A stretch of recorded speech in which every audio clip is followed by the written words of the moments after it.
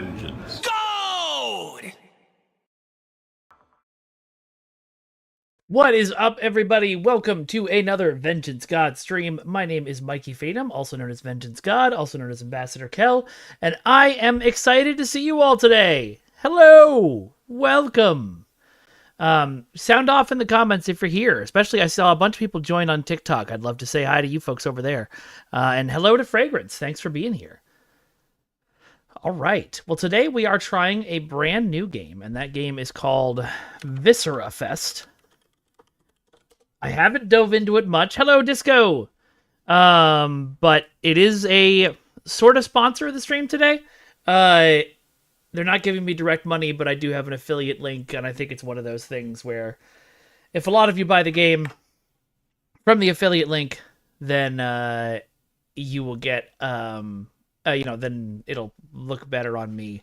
So please, if the game looks interesting to you, go ahead and grab it from that link in the chat.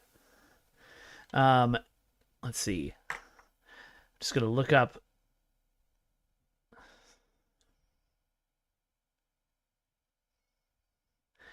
All right, so this game is a sci-fi fantasy single-player arena first-person shooter. It's very heavily... nice, Trexpert. Wow, in like a day? It seems to be very heavily inspired by Doom. You take the role of Caroline, a bloodthirsty psychopathic mercenary who wants nothing more than to marry her wonderful boyfriend, Athens Fetter. The problem is, money's tight, and rings aren't exactly cheap. But thankfully there may be hope for her as a warlock named Chromune has acquired a rather hefty bounty on his head.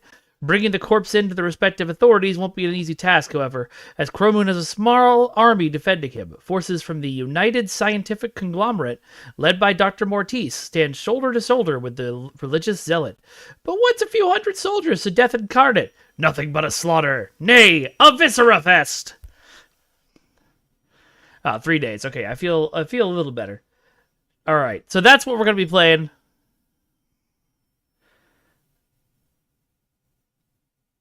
Huh. Okay.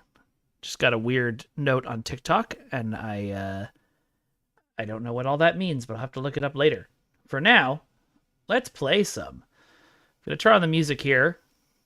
Once again, like we had with Gigafest.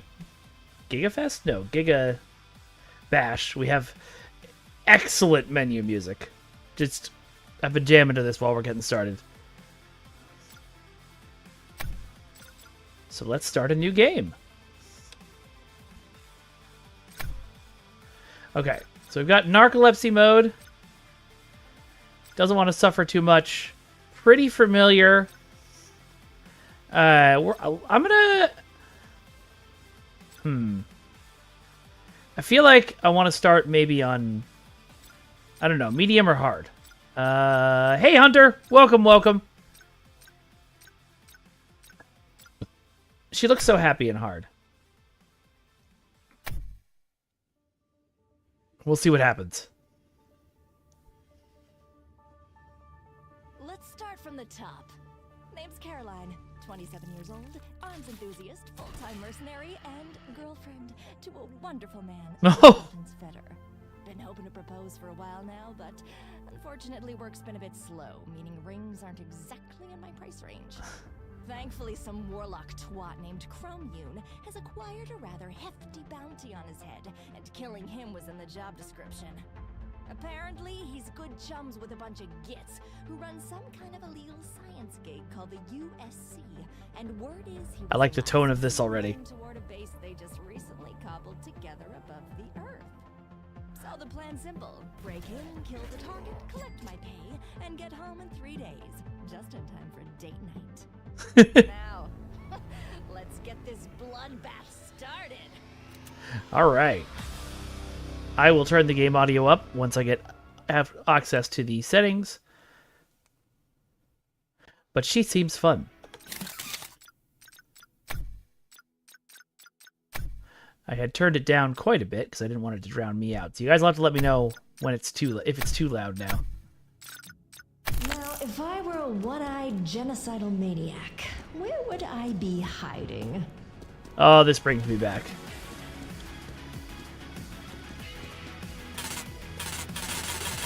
Oh, that's not a good start. Okay, so I can hold shift and press, or no, hold spacebar and press W or S to bunny hop. Nice, Disco. Bunny hopping cuts damage in half. Whee! Okay, so right click is my... That dude straight up exploded. Okay, can't go this way.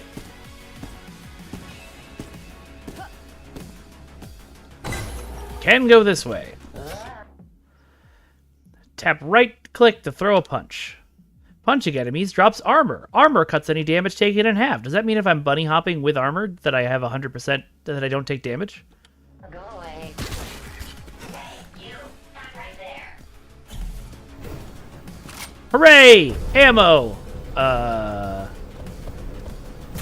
Oh, I bet you I gotta shoot this. What? There we go. Ow! If I join you boys.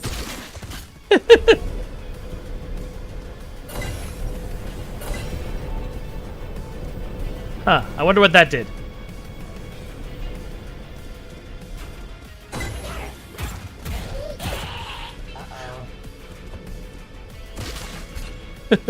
Alright, you run out of ammo really quick. I want to just take a quick check. Knock knock. Let me in. I'm really wondering what this thing is. But apparently nothing. Is that a mop? Alright. We're gonna keep going.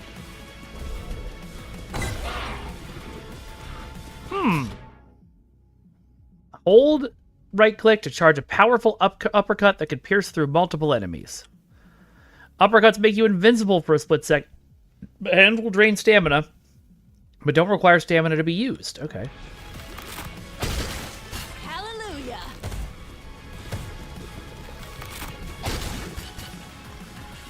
Well, that's helpful.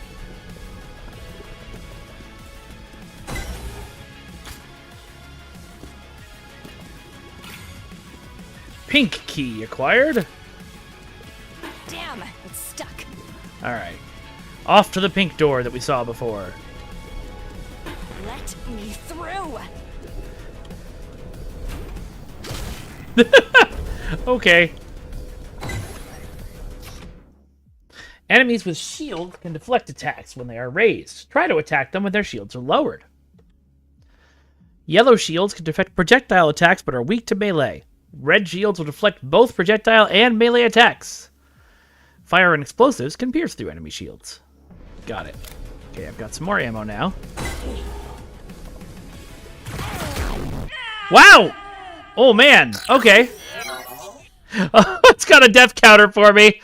Oh, that's not great. Now, if I were a one-eyed genocide Ooh, all the way back maniac, to the start, huh? where would I be hiding? Are you blind? I see we've got a very old school checkpoint system here. Hello? Anybody in there?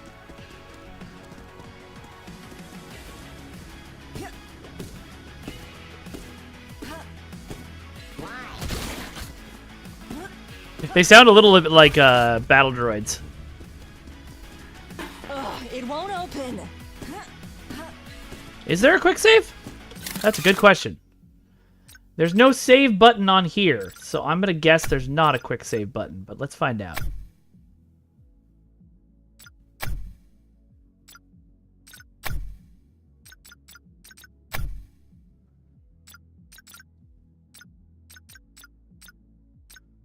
There is a quick save button, and it's F6. Out of save beacons. Okay, good to know. Oops, I didn't need to see this.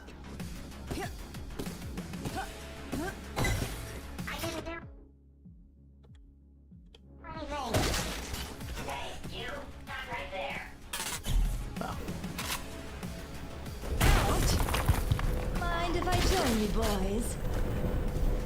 That time we only used one shot, as opposed to, like, all of them.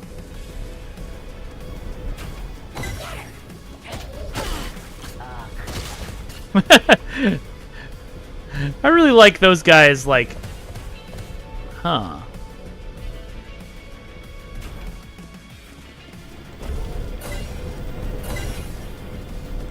Oh!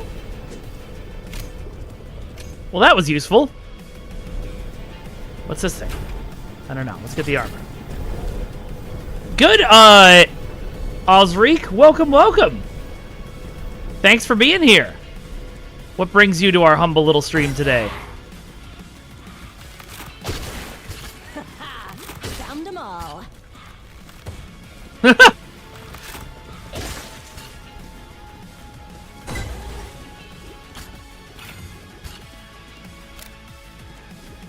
Alright, okay. That was kind of a waste of a shot, but Damn! It's stuck. I gotta remember to bunny hop. It won't open.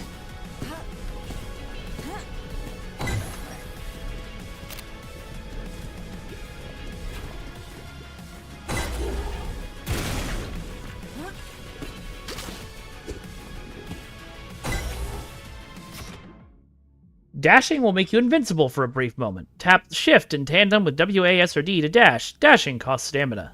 Cool.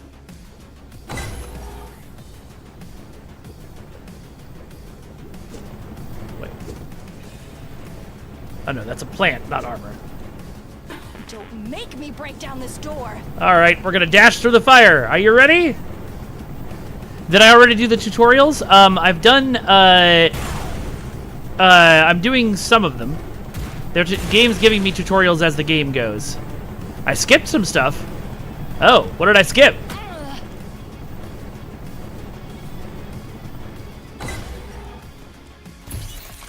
Hey, a save beacon. Okay. You know what, honestly? Good as time as any. Ow! Who did that? Oh, hey, bud.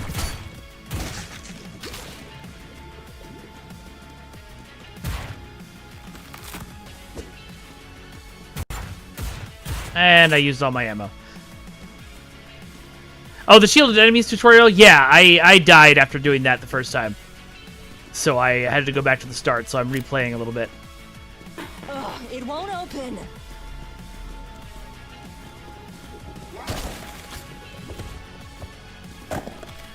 It's breakfast time. I'm feeling waffles with a side of blood. Out of bunny hop. Waste ammo by shooting a scientist. Thanks for that.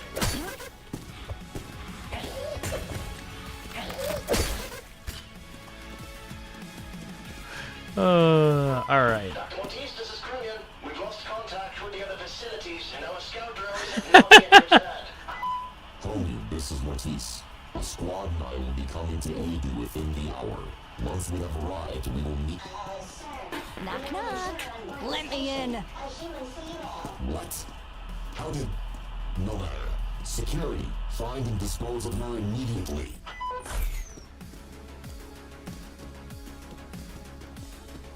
Alright. Now that I've found a few secrets, mostly accidentally, I'm gonna be checking every corner here. So 20 cells is 2 shots, turns out.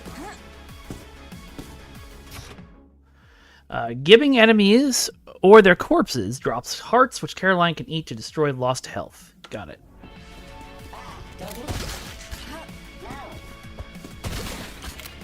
So punching really is the preferred way of doing things around these parts, because it gives us both health and armor.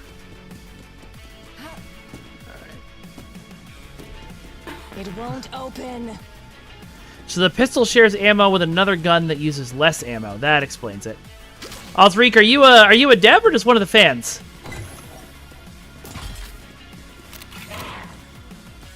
Ooh, yellow key, yay. I know where I use that.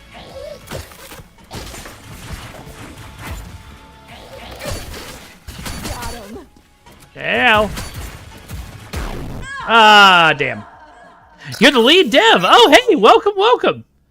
Good to have you here. I am having fun so far. Ooh. Out.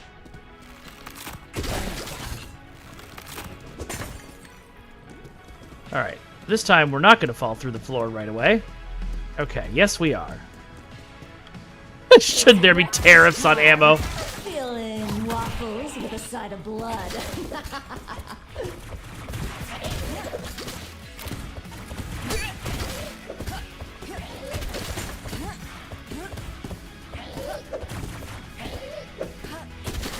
Hell yeah! Punchy time! Where are you? Come here so I can punch you some more. Yeah, congrats on the launch, Osric. That's great. Dr. Ortiz, this is Krunian. We've lost contact with the other facilities, and our scout drones have not yet returned. Homie, this is Matisse. The squad and I will be coming to aid you within the hour. Once we have arrived, we will meet. Alright, I heard this last time. Yeah, I'm glad I got the chance to to play this. It's pretty fun. No matter. Security, find and dispose of her immediately. Thank you.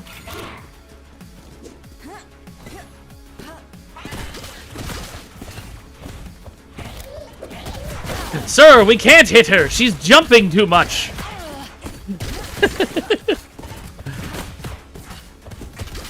Well, Osric, I do interviews with developers on this channel all the time. So whether you're up for one right now or whether you want to do one later about this game, let me know. I'd be happy to do it.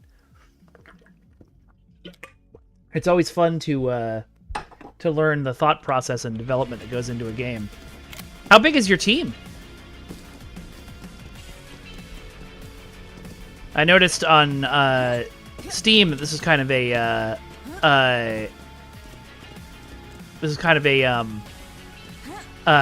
co-development game with two different gaming companies, which is interesting. All right, I went backwards last time, and then I immediately died.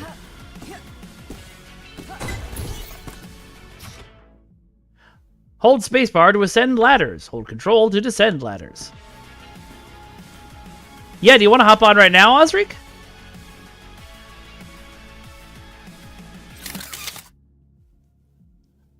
I'll be happy to stop for a second and bring you in.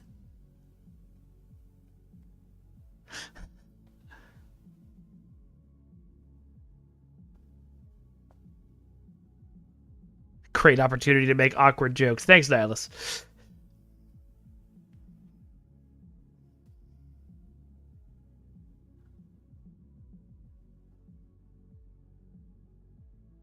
All right, I'm going to keep going and wait for an answer.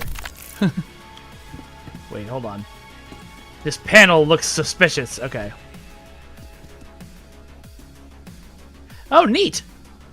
That's really cool, Osric. I love that we live in an era now where people can make like full games like this with relatively small dev teams. It's really cool. Let me see. I'll get Stream Together started up and send you an invite. It's really cool. Let's see. Stream Together. Start streaming together. Invite guests.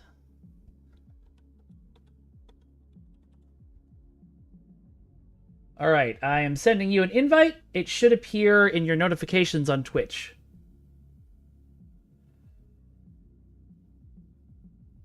Let me know if you see it.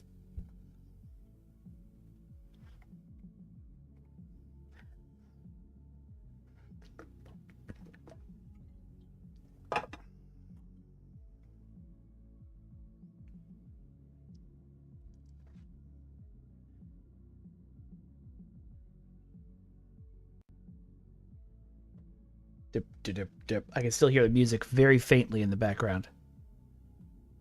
Doop, doop, doop, doop.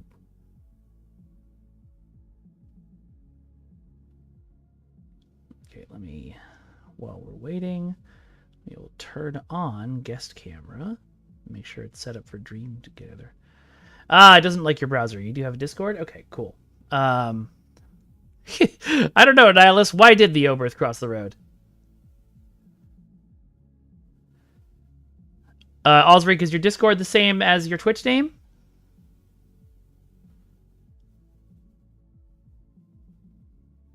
You can also whisper me on Twitch your Discord name if you're not up for sharing it. I totally understand.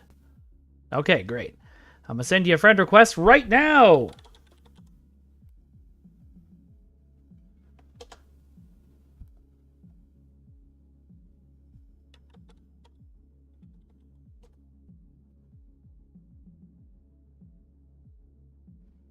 Hey, Constance. How you doing? All right, let us get a... I'm going to send a video call. You don't have to turn on a camera if you don't want to, since this was very impromptu. Hello. Hello! How are you? Yeah, no, I have a camera. One moment. Sounds good. There we go. Okay, cool. Let me get you set up in here. Yeah. Oh, failed to start camera. What the heck? I can see you, I- even though it says failed I to can- start camera. Oh, okay. Oh dear. Howdy. hold How's it going? Good. How's it going with you? I'm very tired. I can imagine. Launch day is Yeah. always stressful. How'd it go yesterday?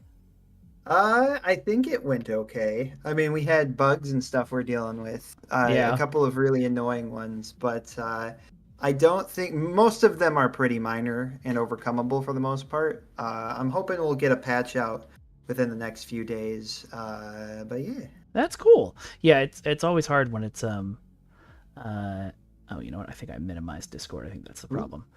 There we go. Uh-oh. Let's see. There we go. There we go. Okay, let me get you all set up here. Normally, we're super professional about this. I'm lying. I'm never professional about anything. Oh, dear. Oh my goodness, that's the whitest Discord I've ever seen. Yeah, I know. Everybody makes fun of me for not using dark mode, but I like light mode like a weirdo. It's like getting flashbanged. All Like right. whenever I use Notepad to take notes. Oh man. All right. Well, hey, welcome to the stream. So obviously I didn't plan for this. So why don't you start by introducing yourself? What's your name? Yeah, so my name is Noah James Dickinson. I'm a Midwestern boy in America. And yeah, I've been working on Viscerafest since I was 12 years old.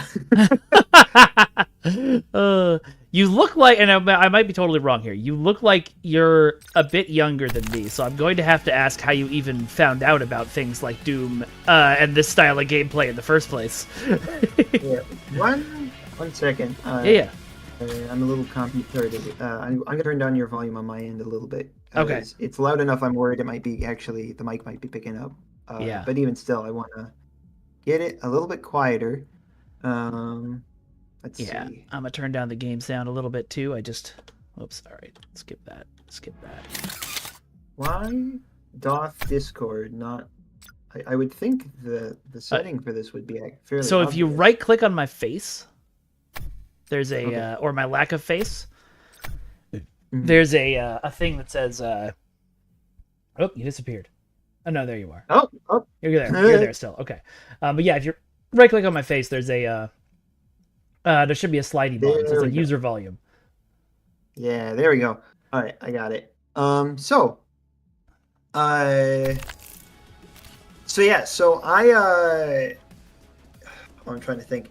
So when I was 12 years old, I had gone over to a friend of mine's house, and he had a game by the name of Battlefield 1942. Okay. And that was my first exposure to first-person shooters in general. And in the wake of playing that, I became relatively obsessed with first-person shooters, and I kind of became invested in fishing around for anything I could get to play, because my parents certainly weren't going to buy me any first-person shooters, and I didn't have any money because I was 12. Yep. And so what ended up happening was I would look online for like free games and whatnot that you can play, and Doom had a free shareware episode online. Oh yeah. As a matter of fact, somebody uploaded the shareware along with the shareware for Heretic and Hexen onto Newgrounds. And in the wake of that, I found Doom, and I don't think I loved it at the time, because the Newgrounds version of Doom was basically you had to do it keyboard only. Oh So yeah. you had to use like the arrow keys to move. It was control to shoot, spacebar to open doors. Yep, that was how we all started. There was never mouse looking Doom originally. I Oh, remember. there was, but it was tucked away in the options. Oh, okay. You had to access it via the DOS boot screen. Oh, okay. But certainly Shows you was how not much I the know. default. But through there, I kind of became exposed to the retro shooter sphere, and oh goodness, what was it? I want to say around 2013, 2014, I bumped into the games Marathon and Blood. Okay. Marathon, which just and- announced its remake yesterday or earlier this week. Remake. Yeah, remake. Not really. um, but yeah, so I bumped into the games Marathon and Blood, and both of those games really kind of spurred me on creatively because, as I said, I was becoming a hardcore first-person shooter fan, and the Halo franchise was another series of games that I was really big into. And actually, before we even get there, we got to back up a little bit. Yeah. So growing up, I really wanted to get into animation. And so I asked my dad if he could potentially find me pieces of software which would facilitate me effectively making working in animation. Yeah. So 2008, he found me a piece of software. I can't remember what it's called off the top of my head, but I was 8 years old, and the only documentation on how to use this piece of software was like, basically like its manual. Yeah. Which, what was the software? I'm curious. Oh goodness. I would have to do some digging. Oh, okay, no worries. I remember that its logo was that it had a purple butterfly. I'll look that up while I'm talking. I bet you somebody in my chat knows that. I have a lot of old gamers in here. Yeah. But so I found that, needless to say, I wasn't really able to learn very much about how to use it. And as such, didn't make a whole lot of progress with that. Regardless though, my dad remembered that I was interested in working in animation, and eventually one day, I think a coworker told him about an application called Blender. And yeah, so he ended up saying, "Hey Noah, I remember you were interested in this," and he showed me this. He was like, "There's tons of online tutorials on how to use it. You know, you should pick it up and give it a look." And I did, and very quickly I was on working with Blender and trying to figure out how to use it. I want to say 2 or 3 months into learning how to use Blender. And by the way, this was 2012 that I started using Blender. So that's early Blender, isn't it? Oh yeah. So 2012, starting to learn how to use Blender, find out that it has a game engine. And I was like, you mean, I'm 12, so I'm like, you mean I can make video games with this game? Now, the Blender game engine sucked. It was absolutely terrible. But at the time, I didn't know that. And so I basically jumped in straight away trying to learn how to use it and trying to figure out how to make games effectively. And over the course, and so one of the earliest projects that I had in mind, kind of in the wake of me becoming a fan of first-person shooters, was a game that at the time was just basically, it had a temp name of Blender Sci-Fi FPS. Okay. And eventually... And then eventually game... Blender Sci-Fi FPS final _2 final. Yeah. Eventually it went under the name Quarantined and the Worlds of War, if I remember correctly. That version of the game, that game would eventually become Viscerafest. It started out as something of a Halo clone. And I'm trying to think. So initially it was a Halo clone. Eventually I decided, as I started getting more and more interested in retro shooters specifically, it started shifting over into becoming more of a retro shooter itself. So Poor Blender, I see in the comments. Yeah. But yeah, so I mean, I still use Blender for a lot of my work. So we started working. So I started working on the game in 2012. A lot of that early initial process was mostly me learning how to use the tools, how to do anything with Blender, and kind of learning the boundaries of what Blender was capable of as far as its game engine was concerned. And as such, there were probably like 5 to 6 different versions of the game that took shape during this period from like 2012 to 2015. Initial versions of it were very much, like I said, a Halo clone. There were some versions that are more horror oriented. There were some that were more straight action oriented. And then in 2015, I did, and during this whole period, what would happen is I would make a certain amount of progress. I would stop, and then I would kind of reevaluate where I was at, and I was like, a lot of the work I did, I can do better now, so I'm going to just restart the whole project and maybe shift direction a little bit, and we'll go from there. 2015 comes. By this time, I was really big into Doom. I loved Doom by this point. I was becoming a very big fan of Blood, the build engine game. I was becoming a really big fan of Marathon, as I said. And I decided that I would take my Blender Sci-Fi FPS project and I would turn it into a more retro shooter type of game. I worked on that version of the game. So there were actually 3 versions of the retro shooter attempt, shall we say. Okay.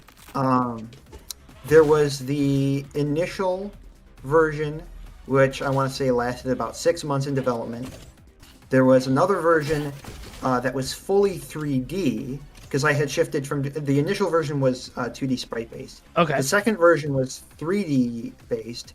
And in experimenting with 3D in the Blender game engine, what I very quickly learned was the Blender game engine was so janky that it was a really bad idea for me to try to make a game that relied on having 3D models for enemies and stuff like that, because it just created a lot of problems. Yeah, like what kind of problems? Oh my goodness, I'm trying to even remember. I mean, that's like, we're talking like, this is like late 2015, so this would have been 10 years. 10 years This ago. is 10 years ago. Excuse me while I slowly crumble into dust, but continue. Yeah. So some of the technical issues, I remember there were issues with the enemy AI because of some of how Blender handled its navigation mesh AI stuff.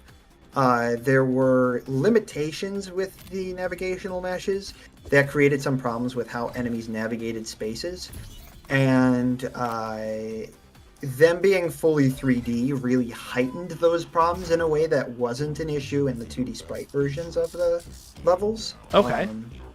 And so there were lots of issues like that where it was like, I remember I actually have some really old footage of the 3D version available on my YouTube channel. It might nice. be hidden, but I could actually send it to you if you wanted me to. Sure, yeah, I'd love to see that. Yeah, but so those. Let me grab that quick. I should have used the save beacon I just unlocked. So those.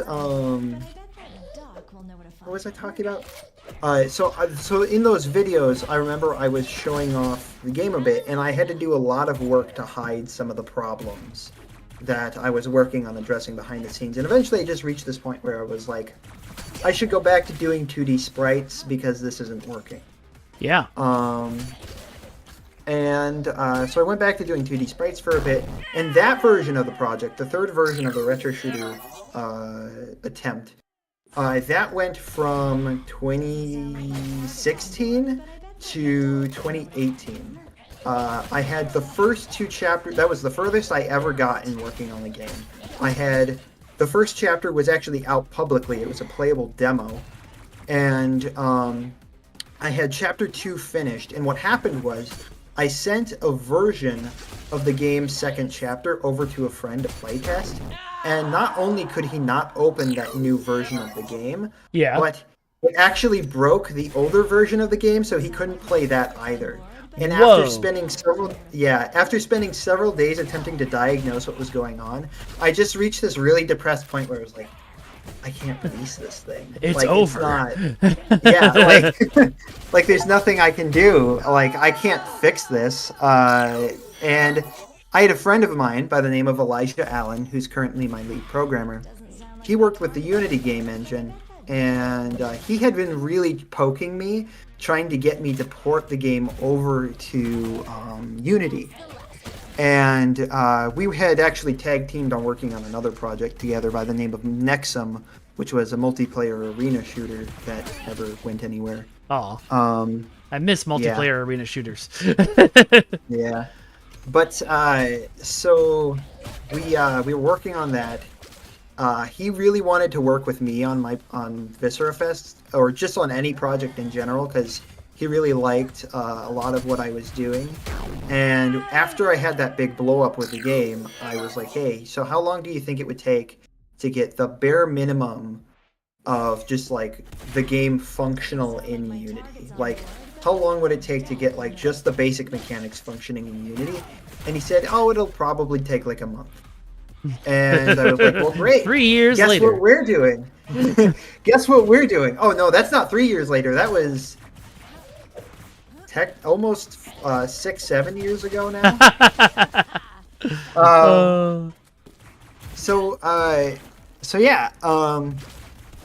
I just found. So this is the version of the 3D project. I will send it to you right now. Okay, yeah, I'll throw it up so we can see it. Yeah. So this is the. Let me find you. There you are. All right. So this is the. Oh, he didn't like that, I guess. Hold on. Oh, I got it. It's okay. I can just copy paste the link. I'm not sure if the link is functioning though. Yep. Okay. It is functioning and Anyways. loud. Let me get this up on screen so Alright. people can see it. Yeah.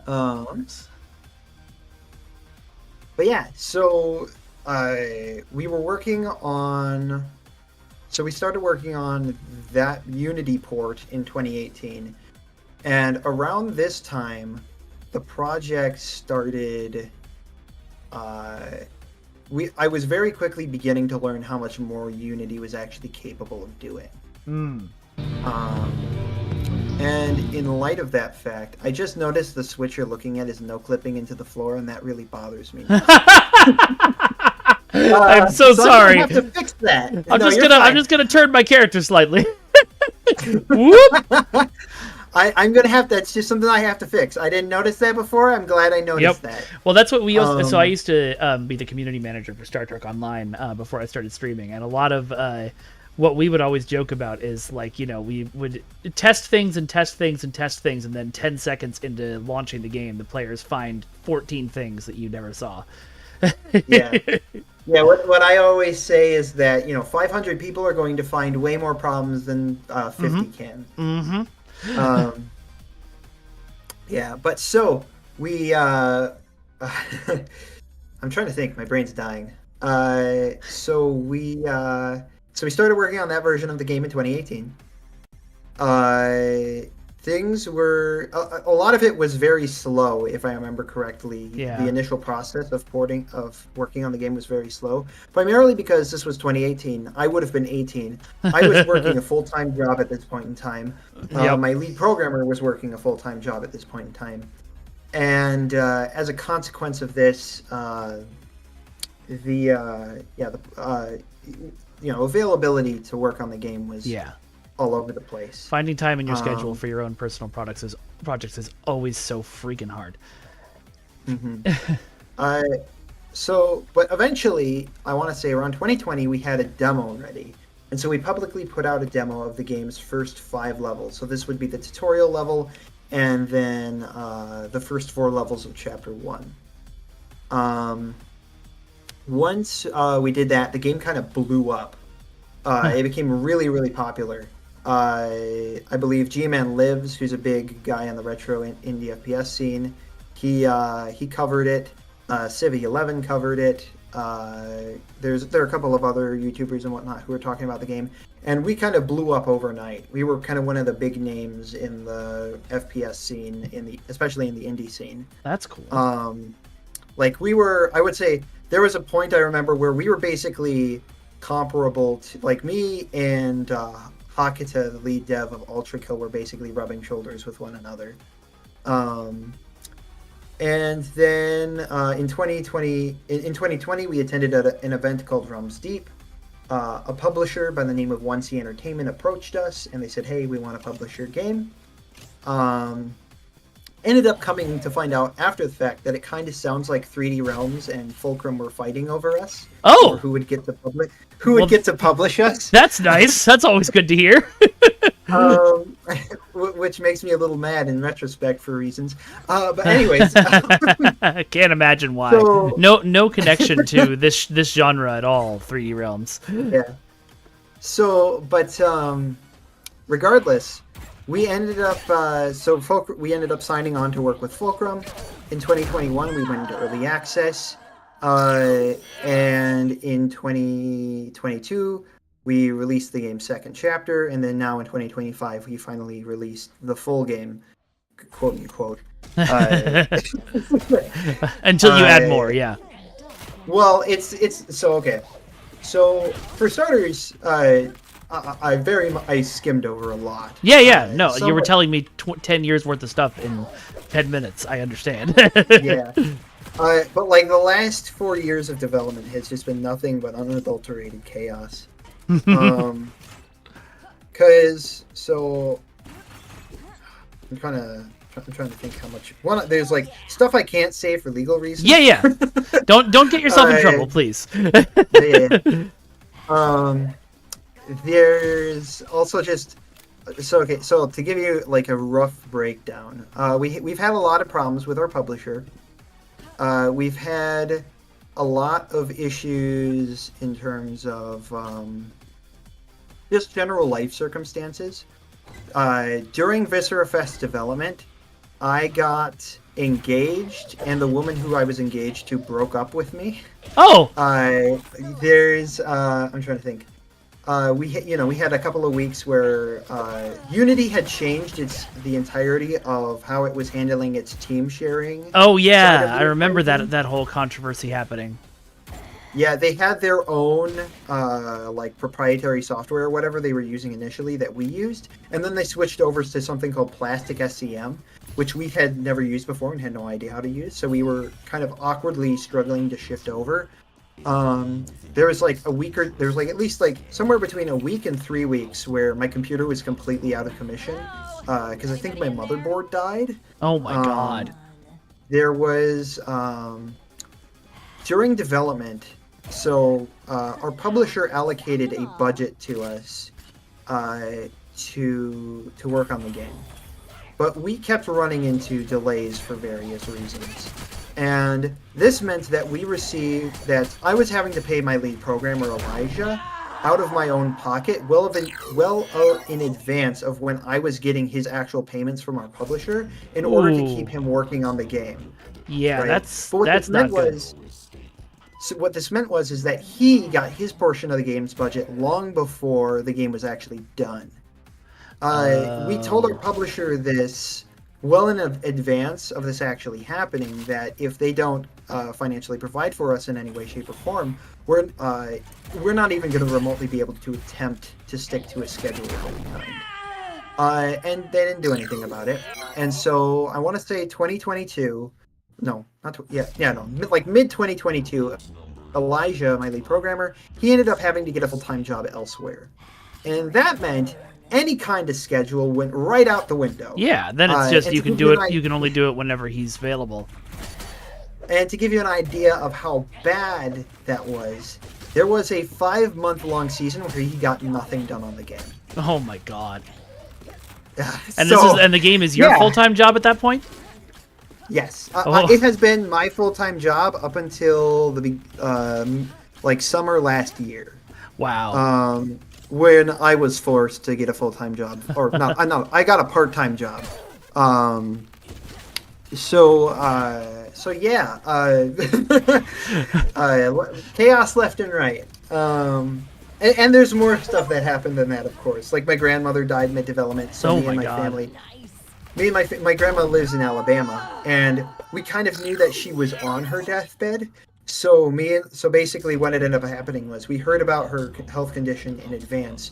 Me and my dad basically we packed up overnight, went straight to Alabama to be with her. We spent like a week or two there, just trying to sort out like what are we gonna do with her home? What are we gonna what are we gonna do as far as all this goes?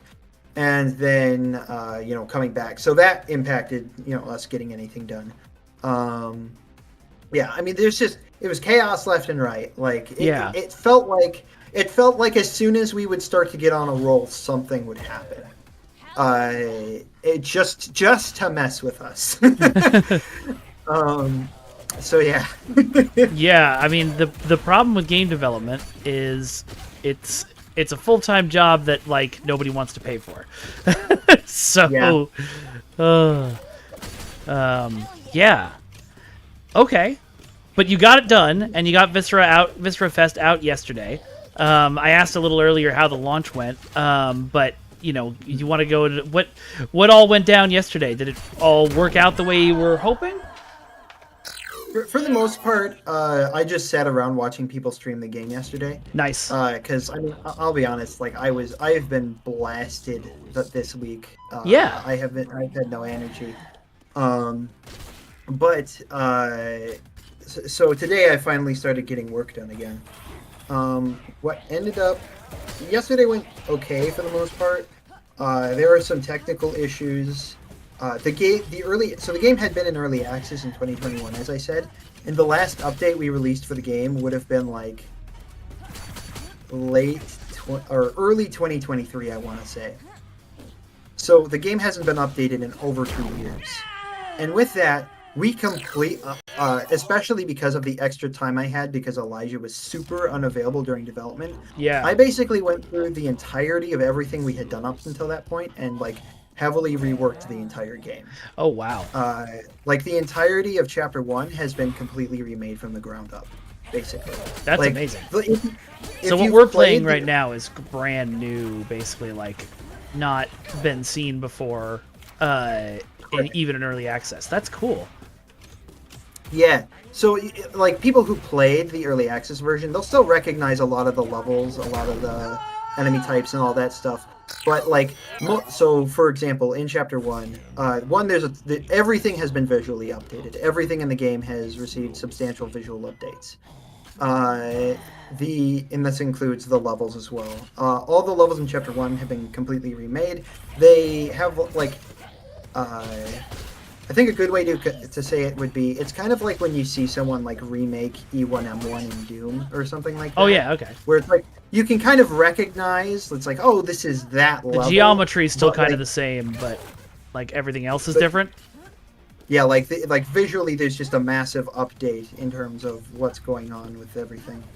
And the moment-to-moment gameplay has shifted around and changed a lot. A lot of stuff has been refined and tweaked.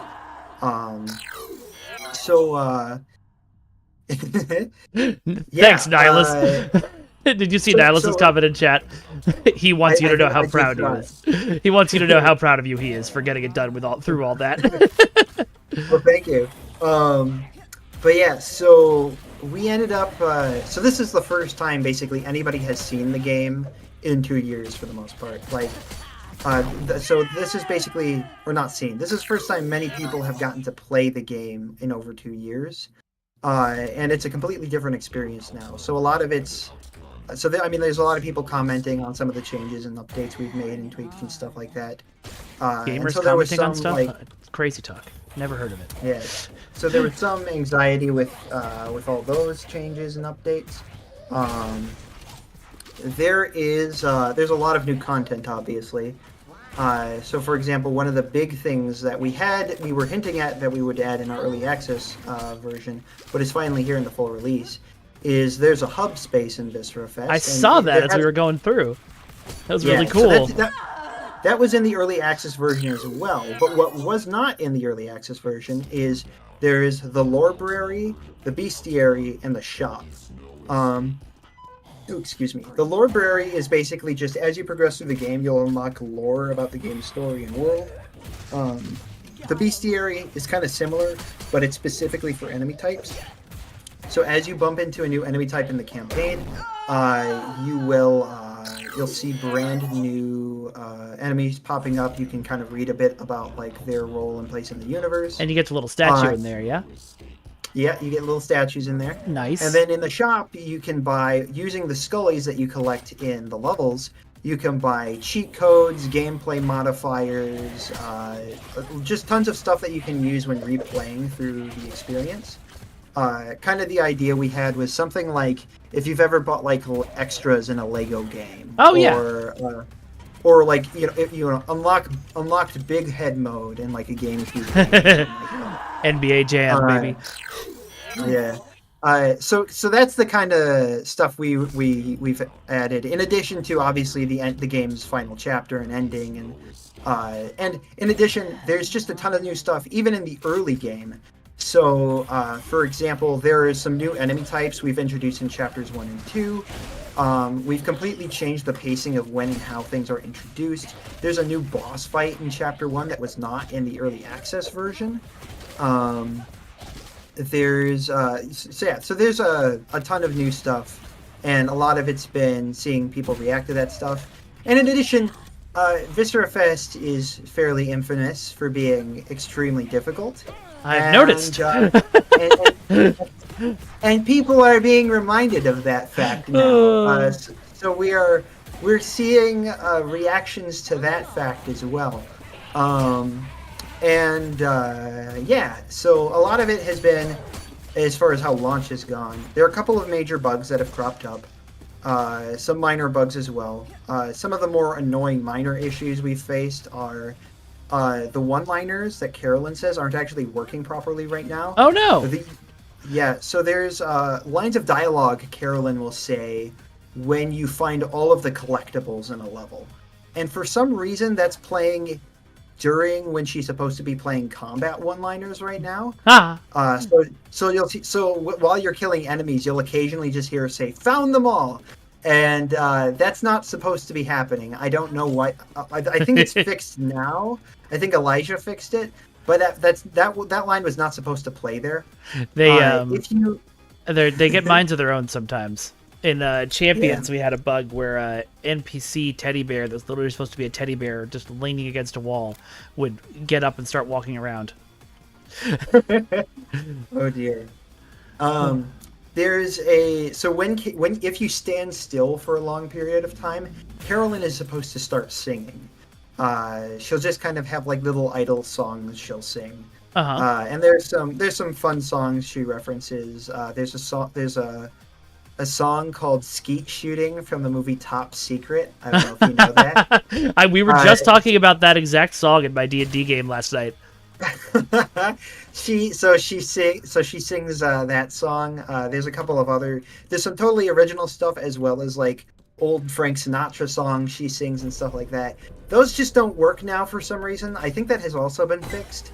But so stuff like that stuff's fairly minor, but it's just kind of annoying because especially when you put a lot of work into it. Yeah, well, that and a lot of people really like the main protagonist. A lot of people really enjoy kind of some of the charming stuff we've done with her. Yeah. So when stuff like that gets messed up, it's kind of annoying. But then in addition to that, we've had some more significant issues. Like some people are having a lot of issues with rebinding their keys. Where for whatever reason, like their keybinds reset every time they die. Some people are having issues where if you die, there's a little help button on the death screen that like takes you to what's supposed to be a help menu that shows you the tutorials again. And if you click on it, you're stuck. You can't do anything. It soft locks the game basically. Oh no.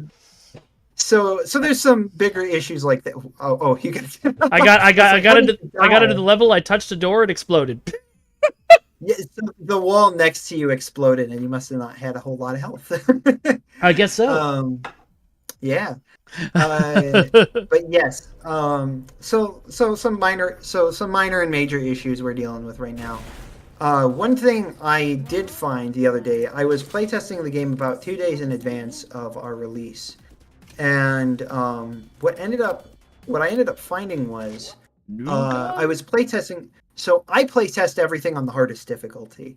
The game is effectively balanced for you to play it on the hardest difficulty. Now, 90% of people are not going to be able to do that. Yep. But that is effectively the idea is I'm like, okay, well, if everything is balanced and nice on the hardest difficulty, then all I have to do is scale things back and things should be fairly okay on the easier difficulties is effectively my idea.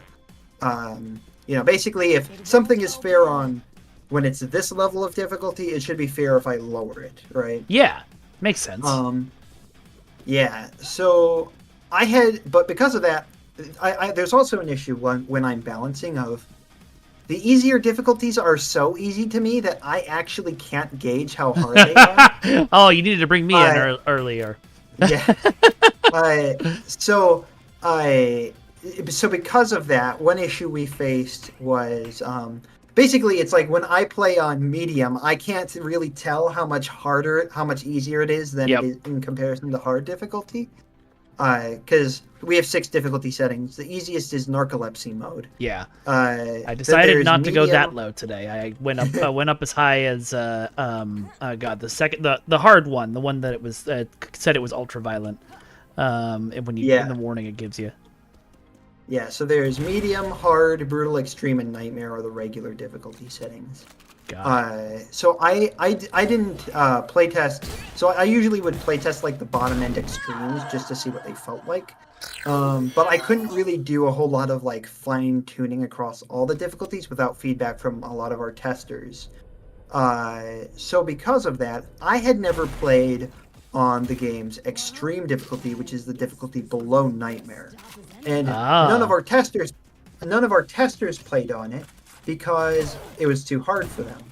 So I recently, 2 days ago, I decided to do a full playthrough of the game on the extreme difficulty setting, and what I found is that it wasn't actually all that much easier than the hardest difficulty. It was pretty similar, save for some minor places here and there. And so part of what we'll be doing, or what I've already done and will be coming in the next patch, is I have basically nerfed every difficulty below Nightmare. Okay. So basically, there are 5 things. There are more things than 5 things, but like the 5 major things that change between difficulty settings are there are different enemy placements on different difficulty settings. Enemies are slower, they're less aggressive, and they do less damage, and their projectiles are slower on the easier difficulty settings. And then we kind of fine-tune those between each setting using some math and whatnot. So, for example, if an enemy does like 80 damage on Nightmare, it might do 70 damage on extreme difficulty, and then 60 damage on brutal difficulty, 50 on hard, etc., etc. And we'll just kind of basically we'll use values to multiply kind of the whole numbers to tweak some of that stuff. But yeah, so I found that extreme wasn't that much different. So what we've done is we've basically taken the damage values and we've kind of boosted them up a difficulty. So basically, extreme is using the same damage values now as brutal used to have in the build you're playing. Brutal has the same damage values as hard used to have. Hard has the same damage values as medium used to have. Medium has the same values as narcolepsy mode used to have, and now narcolepsy mode's damage values have been nerfed even more than they were originally. And part of that's, and I'm kind of okay with doing that because one. A lot of people think Viscerafest is pretty hard, so I don't think anybody's going to complain if we make it a little bit easier. Well, especially if the hardest mode is still just as hard for all the fanatics. Yeah, so the hard mode really hasn't been tweaked that much. It's just to give it's just to make sure that like when you jump from extreme difficulty to nightmare difficulty, there's actually a noticeable change. Yeah. That it's not like, like it's basically just maybe slightly harder in a few areas and that's it. So yeah, but beyond that, I think it's going mostly okay. The biggest issues we're facing, and one of the reasons why I said full release in quotes earlier, is because there's a lot of stuff we wanted to get done before the full release that we were not able to get done. So the basic gist is that April 14th was sort of our ultimatum date with our publisher, where they were like, hey, like the game needs to come out by this point, like, and whether or not it's done, it's coming out basically. Okay. Um, That's terrifying to hear. oh yeah. At the time when they initially said it, it wasn't terrifying because I thought we were actually going to be able to get everything done by February, and then life happened. But basically, currently Chapter 3 is missing its soundtrack. So the game's final chapter, it doesn't have any music save for a couple of key story moments. And the music there is even placeholder now. So something came up with our composer like a month before release, and he was not able to complete the soundtrack in time for the game's launch. God, which is a banger soundtrack, by the way. I was just sitting here listening to the menu music before the stream, and it was incredible. Yeah, thank you. So like a month before release, something came up. He doesn't know when he's going to be able to work on the game's music again. If I had to guess, because he hasn't given me too many details, I'm assuming something came up with his family. And so for the time being, he's not able to work on the game. So we weren't able to get the soundtrack done on time. There are a couple of things from the early access version that have carried over to the full release that needed to get updated that we couldn't. So for example, when you beat a chapter, you unlock something called a sub-hub, which is basically the level select for that chapter. Got it. And currently, those have not been updated. They're still using their early access versions. So visually, they're very much not in the same place that the rest of the game is. Got it. So, and I don't think most people will even notice that. But you will. It bothers and it will me. drive you crazy. Yep. Yeah. There are some minor last-minute issues that came up before release. So I actually have a list of the vast majority. Well, of the before you problems read out all of that out, what's it been like? You spent over 10 years developing this game, and 1.0 is finally out. It's in the public hands. You've been talking to you talked about you were sitting around watching streams of the game yesterday. What did all of that feel like to finally see it out in the world? Another day in paradise. That good, huh? I'll be honest. I think the biggest issue we're facing right now is, I mentioned way back when we did the demo, we kind of blew up in popularity, and we were really big in the indie shooter scene. That has changed. We are, for starters, since we started doing this, retro shooters have become fairly popular. Yeah. And there are a lot more retro shooters now than there were when we started working on this game. And whilst for me personally, I haven't been particularly fatigued by the amount of releases, there are a lot of people who have been fatigued by the amount of releases. And so there are a lot of people who just aren't that interested in a retro shooter anymore. In addition to that, because Viscerafest spent 4 years in early access, and it was sort of 5 years dwelling within the context of the public consciousness, a lot of the interest and hype around it has really died down. Yeah. And because of that, we're basically, as the years have gone on, we have been bleeding people. Where people just have it was chaos initially when we released the demo. There were so many people who were talking about and interested in the game, and now come the game's release, our server is basically dead. There's like 1 or 2 regulars who show up there on a frequent basis, and otherwise it's pretty quiet most of the time. And because of that, it really hasn't felt like a momentous occasion. It feels like because now that This feels like it's a thank God it's over rather than it's a like hallelujah it's done. I mean, it's not even over for me because we still have lots Right. of plans as far as what we're doing with the game, but there's very much this general consensus or feeling that, obviously people are getting to play the game now, and that's cool.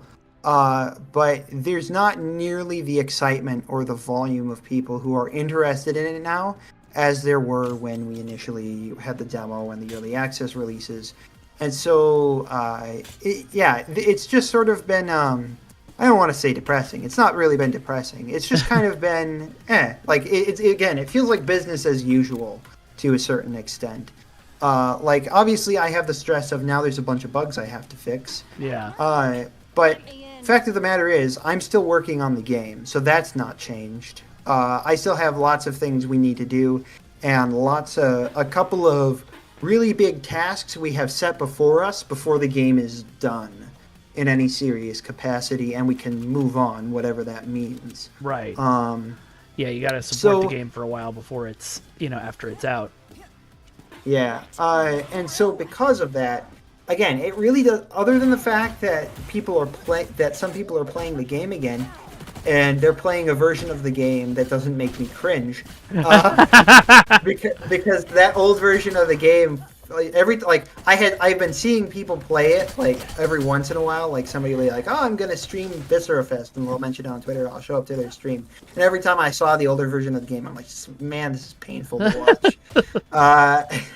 But other than that, again, it doesn't really feel like too much has changed. My schedule's clearing up a little bit in life because I'm not going to be under the same kind of time pressure. So that'll be nice. There's a lot of stuff I've wanted to be able to do in life that I've kind of just had to say no to for the time being because we were so pressured by our publisher to get everything done. Yeah.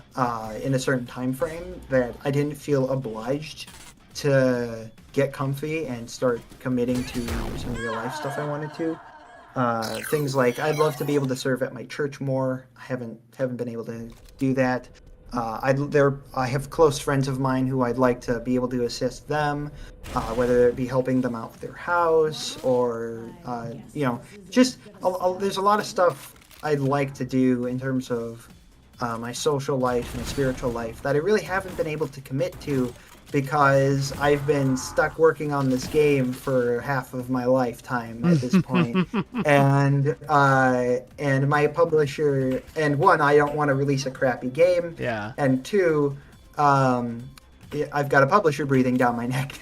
Yeah. Also, this is Teddy Bear. Hi, Teddy Bear. Yeah, he's one of my two kitties. Oh. He's a very big love. Yeah, I've got a tabby cat like that. That's a very big let me come and cuddle you, but only in the last couple of years. But yeah. So in that sense, stuff is in the midst of changing, shall we say? Right. But for the most part, it's it is what it is. Is it I don't know if you're allowed to talk about this, but what do you feel like is next in your life now? Like, do you want to make another video game? Do you want to take a break from games for a while and try to do something else? And also, actually, I'm really curious. I was thinking about this earlier, and I hadn't asked this yet. You mentioned being a religious guy and wanting to work more at your church, but I'm also in the process of playing your game where I splattered blood all over the screen every 2 seconds. What's that balancing act like for you? Yeah, I would say when I started on Viscerafest, I was 12 years old. I was not at a point in my life where I was taking my faith very seriously when I was younger. For context, I'm a Protestant Christian. Yeah. It's kind of the most common option. Yeah, I've been looking into Eastern Orthodoxy a little bit. Wow. And I really like it. There's some theological stuff that kind of rubs me the wrong way that I don't know if I can personally get over, and I'm not entirely certain how I'm not entirely sure how I feel about some of their historical claims. Hmm. But overall, I have a great respect for Eastern Orthodoxy. Okay. But as far as Greek Orthodox would fall under the umbrella of Eastern Orthodoxy. But as far as my faith in the game itself goes, I'm trying to think how I would parse this. So early on, like I said, I wasn't really even thinking about that kind of thing. It was just like, Yeah, I when go you're to 12, church that and the I'm church working is something that your Yeah. parents make you do. You don't really think about it any further than that. Yeah. And so, in the context of the game now, though, there are definitely some creative decisions I made in the past that I don't know that I would make now. But there are the creative decisions that I feel I'm kind of stuck with. And so, what I've kind of been doing more so is just trying to, I guess you could say, redeem aspects of the game where I'm at now. So, for example, early versions of Viscerafest's story kind of pitted Carolyn as something of an anti-hero type character in old drafts of what the narrative was. How so? And she was not that. So I'll put it to you this way. The game sort of... Carolyn is obviously, to a certain extent, not exactly a morally virtuous character. No. I mean, she's running around eating people. But in the midst of that, the game very much was portraying her as a hero. Like, everything she did was generally portrayed in something of a positive context. Got it. And it gave the overall impression that the game wanted you to think that she was the hero in some sense. And the problem was, and so like, but I guess maybe a good way to put it would be, an anti-hero type character would be someone like Deadpool, for example, right? Deadpool is unabashedly a pretty evil character. With that said, he's technically fighting for virtuous things most of the time. Right? Yeah. Like, very the ends justify the character- means kind of stuff. Yeah. The characters he is going after are characters who are themselves more objectively evil than he is. Yeah. And it's more so that his own evil is reflective of a general apathy and or a joy he gets out of being antagonistic. Right? Yeah. That was not the case with Carolyn. Carolyn was objectively the bad guy in the story, and the story it felt like the story just wasn't acknowledging that. And it was more so one of those things where I was a stupid kid writing the story and really not thinking about that kind of a thing. So because of that, it is always hard to grow up past our edgelord things that we start when we're kids. Yeah, it was very much early Viscerafest was very edgelordy. So for example, like, here's the thing. The enemy faction in Viscerafest, the United Scientific Conglomerate, is objectively a very morally gray enemy faction in the game. Right. With that said, what Dr. Mortiz and Chromium are doing throughout the course of this story is objectively righteous. Oh, really? Yes. And so Carolyn's apathy toward what they're doing and her assault on what they're doing is very problematic. And this was always the case. That's not like, oh, I decided after the fact that what they would be doing is the right thing. I always kind of knew in the back of my head, yeah, like, you're going to find out, like, oh, the game sort of pits him as a villain, but he's not actually a villain. Yeah, very, when you're a kid, again, you do that, like, I'm going to make good the stupid guy, and evil the cool guy. And so one of the changes we ended up making to the story was sort of the core theme or message of the general experience, which is very much that Carolyn is a character who lives for self-gratification in the midst of all things. Everything she does throughout the course of the game is, in essence, to feed herself, to feed her ego. And she gets joy out of the suffering of others. She gets joy at others' expense. in essence, her life is one of pursuing fulfillment at the cost of others. And this even ties into her relationship with Athens, where there's a conversation that happens later in the game, and this isn't really a spoiler. Yeah. But Athens, she's talking to Athens, and Athens asks her, why would you want to be with someone like me? And Carolyn responds, well, because I do what makes me happy, and you make me happy. Which, in the moment, it's sort of framed like something of a romantic Yeah, it's kind of thing. sweet until you think about it some But more. if you, until you actually think about it, you're like, that's incredibly selfish. And so kind of the core theme of the narrative and the story of Viscerafest is Carolyn ends up basically getting everything she wants in the short term, but in the long term, it ends up costing her everything. Oh, man. It is sort of how the general narrative is framed. And what we kind of do throughout the course of the narrative is it starts off, it's very bubbly, it's very lighthearted, it's very fun and arcadey, and then as the narrative progresses, it gets gradually more and more dark, and Carolyn is sort of moved to a place where she's sort of forced to reflect on some of what she's doing.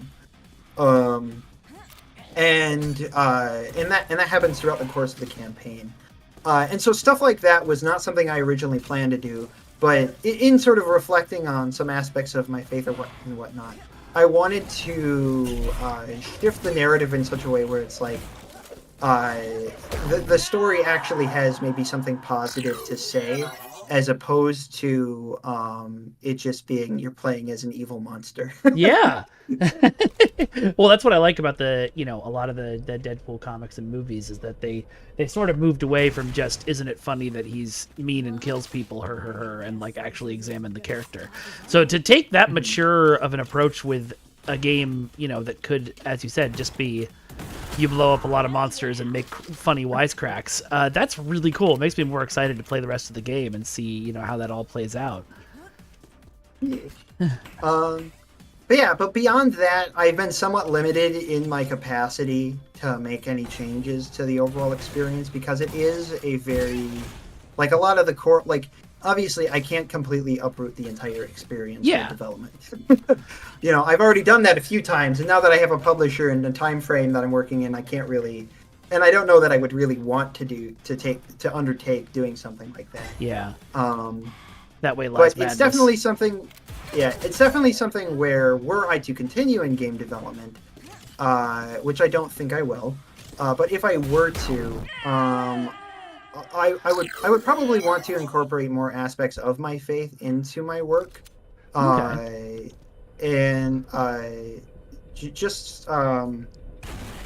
kind of make something that I feel glorifies the Lord in the midst of sort of my creative space. But yeah, with that said, kind of circling back around to your initial question, which was kind of where I'm going to be going after this. Yeah. We're still planning to support Viscerafest for a good long while. We have so post-launch we have a bunch of stuff to fix. Obviously, like I said, there's all the stuff that we didn't finish in time for release that needs to get done. I'm planning on adding a big new game plus mode, which will basically be the entire campaign rebalanced with late game content. Okay, so just the harder stuff right up front. Pretty much. Yeah. And then with I'm trying to think. With my brain's it's fine. So in addition to the new game plus content, we want to add we'll be adding unlockable bonus levels. Those were originally also supposed to be in the launch version, and our publisher yeah, life happens. Yeah. So we'll be adding unlockable bonus levels. I might do something of a free mini campaign add-on to the main game. Just because kind of I mean, in general, I like to provide people with as much as we can. And to me, I'm just like, what would I want if I were to play a video game? Is very much the mentality I walk into whenever I make anything, as far as the game is concerned. Like, I'm like, if I wouldn't like something, I don't want to put it in my game. Yeah, that Um, honestly is a really good philosophy. You make art for yourself, and then Yeah. if people like it, they show up. And so, but I kind of bring some of that mentality into like the post game stuff as well, where it's like, what kind of stuff would I enjoy if I had a game I really liked and I wanted more of it post release? Like, what Yeah. kind of content I would want. And so, there's some stuff, like I said, maybe a post launch mini campaign, we'll be doing something like that, that we'll be adding for free. And that's kind of what we were planning to do with as far as Viscerafest goes. If I continue in game development in any capacity, it will probably be purely as a hobby. Yeah. And that's primarily because I'd like to get married. I'd like to have kids. I would like to adopt kids.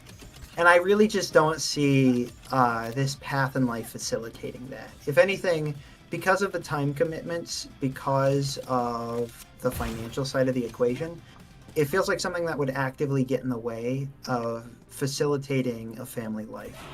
Yeah, it depends on where you work and who you work for. The company I was at, thankfully, was very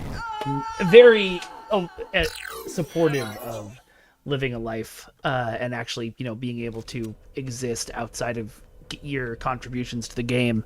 But not everybody's like that, and as we've seen, the video game industry is currently on fire. Yeah. But because of that, I'm just like, I would rather establish something of a more stable career where I can facilitate having a family. Yeah. Because I want to be there to pour into my wife and kids. And as such, I just don't feel like, again, I might continue to do it as a hobby in some respects, because now that we have Viscerafest done, we have something of a foundation that we can build off of, which would make any potential future projects we do a lot easier. But beyond that, I don't see me doing too much in the gaming sphere. I think moving forward, I will probably be pursuing something more of a just something a little bit more immediately practical as far as work goes. Yeah. Like prior, I've worked at so when I was 18 through to 2020, I worked at a fiberglass parts manufacturer called FiberTech, for example. Yeah. And I was I was basically their jack of all trades guy. I did, my brain's dying. I managed inventory. I managed inventory. I did parts assembly. I shuffled parts back and forth between our building using our semi truck. I did parts buffing. I did. I was basically their jack of all trades. Yeah. It's so- nice to be a gopher sometimes. Yeah. So with that, I would probably at least start going back to something like that. So yeah. That's cool.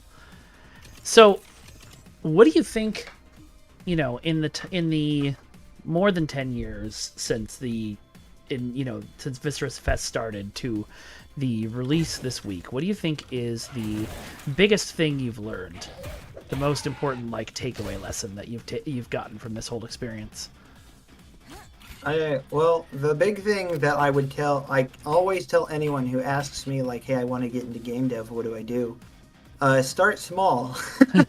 Don't do what I did and make a really big game as your first experience. What I generally tell people is start with something that you think you can complete in a month, because it's going to take you way longer. Yeah. Add 20% to all of your estimates. Yeah. So basically what I've been telling people is I would recommend start with a rather simple game that's maybe a maze with some obstacles, where the goal is just to get to the end of the maze or something like that. And work on that entire game, finish it, and release it. And what that will do is it will give you a general overview of the entire experience of working on a game, such that when you start taking on bigger projects, you'll have a better idea of what the full scope of what you'll be undertaking is. Yeah. It's interesting how little people, despite it being like one of the biggest things in the world, it's interesting how little people actually know about game dev in general, like, and how it all works. Yeah, well, I mean, it's a lot of that I think is due to one, the general, like, obviously the vast majority of people who enjoy something don't really actually engage with what's going on behind the scenes with that thing. Like, Yeah. I use shoes all the time. Do you really think I know how shoes are made? Like, you know, I hear there's You mean slave you didn't labor in watch How It's Africa or Made something. at 2 a.m. on the Discovery Channel? Yeah. Like, I hear there's slave labor going on with sneakers or something in Africa or whatever, but I've only ever heard that as a joke, so it might be true for all I know. I think it is, actually, unfortunately. Yeah. So it's stuff like that where it's like, I think the average Joe just doesn't care. Yeah. They just enjoy the experience of whatever it is it happens to be, or they enjoy the convenience of whatever you're providing. And as such, the thought process of how does this actually get accomplished never crosses their mind. And beyond that, you face the fact that it's like, well, there are so many different facets to working on a game, because you have the art side of a game, which itself has multiple facets. You have the programming side of the game, which itself has multiple facets. You have the design philosophy that goes behind games, and how you think about, hey, how are we going to design each of these individual aspects. There's so much that goes into developing a game that it's like, even if I were to give you like a bullet pointed version of it, you would still have barely any idea of what goes in. And especially like different kinds of games, all themselves are going to have different aspects of the process that are maybe emphasized or different. Like, let's be real, a point and click adventure game probably made very different than how Viscerafest was made. Yeah. Or a real-time strategy game, or a 2D platformer. Like, each of these different types of games is going to involve an entirely different process. And then you have the fact that even within the same genre of games, people approach doing things very differently, you know? Like, I started working on this game when I was 12. I had no idea what I was doing. And so much of what I did in the prior version of my game ended up pouring into the next version of what I would do in my game, right? And so because of that, the development process of Viscerafest probably doesn't look like any other FPS game out there. And so I think it's a combination of all those different elements that leads to people being fairly negligent on what it actually takes to make a game, and how the end product actually gets into your hands. Yeah. Well, and then you'd run into, and as I'm sure you have, the folks who think they know. So they'll say things, well, why can't you just do X? And X is actually like a 40-hour, 400-hour long rework of your entire game engine or something like that. Exactly. I've had that conversation fairly recently. So you might have noticed Viscerafest doesn't have rotational sprites like the original Doom. Yeah. Where enemies will sort of like turn depending on what angle you're looking at them from. That's because all of Viscerafest sprites are hand drawn. Oh wow. So I literally draw it all by hand with a mouse. You drew it all. Oh, that's amazing. Yeah. So because of that, Viscerafest sprites take quite a while to make. I think on average, like a full set of enemy sprites can take anywhere from 3 days to a week, depending on the complexity of the enemy in question, right? With that said, and that's just doing the front-facing sprites. It could take up to a week's worth of time, sometimes more. Right? So it's like, okay, now multiply that by every different angle you can see the enemy from. And I think I did the math, and I determined just doing the enemy sprites alone, because, by the way, Viscerafest has, like, 27 different enemy types, and that's not including bosses. I think I did the math, and I determined it would take like over a year to do just the sprites for the game. Good lord. Yeah. And I had another guy telling me that like, oh, it would be so easy to just add rotational sprites to the game or whatever. And he was like, well, all these other games have done it. Why can't you do it? and every time I attempted to explain it to him, he thought all my explanations were bullcrap. Yep. The next thing they do is they accuse you of lying. It's wild. Yeah. And he said, oh, well, you know, this, it's actually super funny. So he was telling me, oh, you know, like, Cultic has, you know, 3D rotational sprites. Why don't you just do that? Like what he did for that game or whatever. And I recently actually had the chance to work with Jason, who's the lead developer on Cultic. And he was looking at one of the enemy sprites and he was like, my God, that looks like so much work. And, and so I told him, oh, this is... I showed him, after he said that, I showed him one of the bigger enemy sprites that took the longest to make. And he was like, oh no, why did you do this? And you're like, I was 12, man.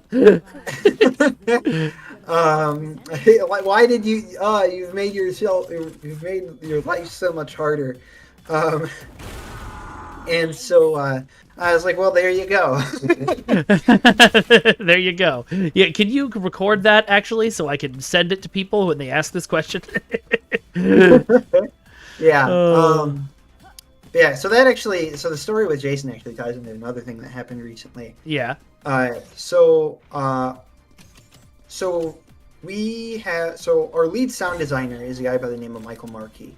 He composed the music for Viscerafest's first chapter. Okay. As well, but he did most of the audio in the game. So all the sounds you're listening to in the game right now, he did all that. Now, Markey ended up having to step down from the project during Chapter 2's development. But we were able to bring him back on during toward the end of Chapter 3's development.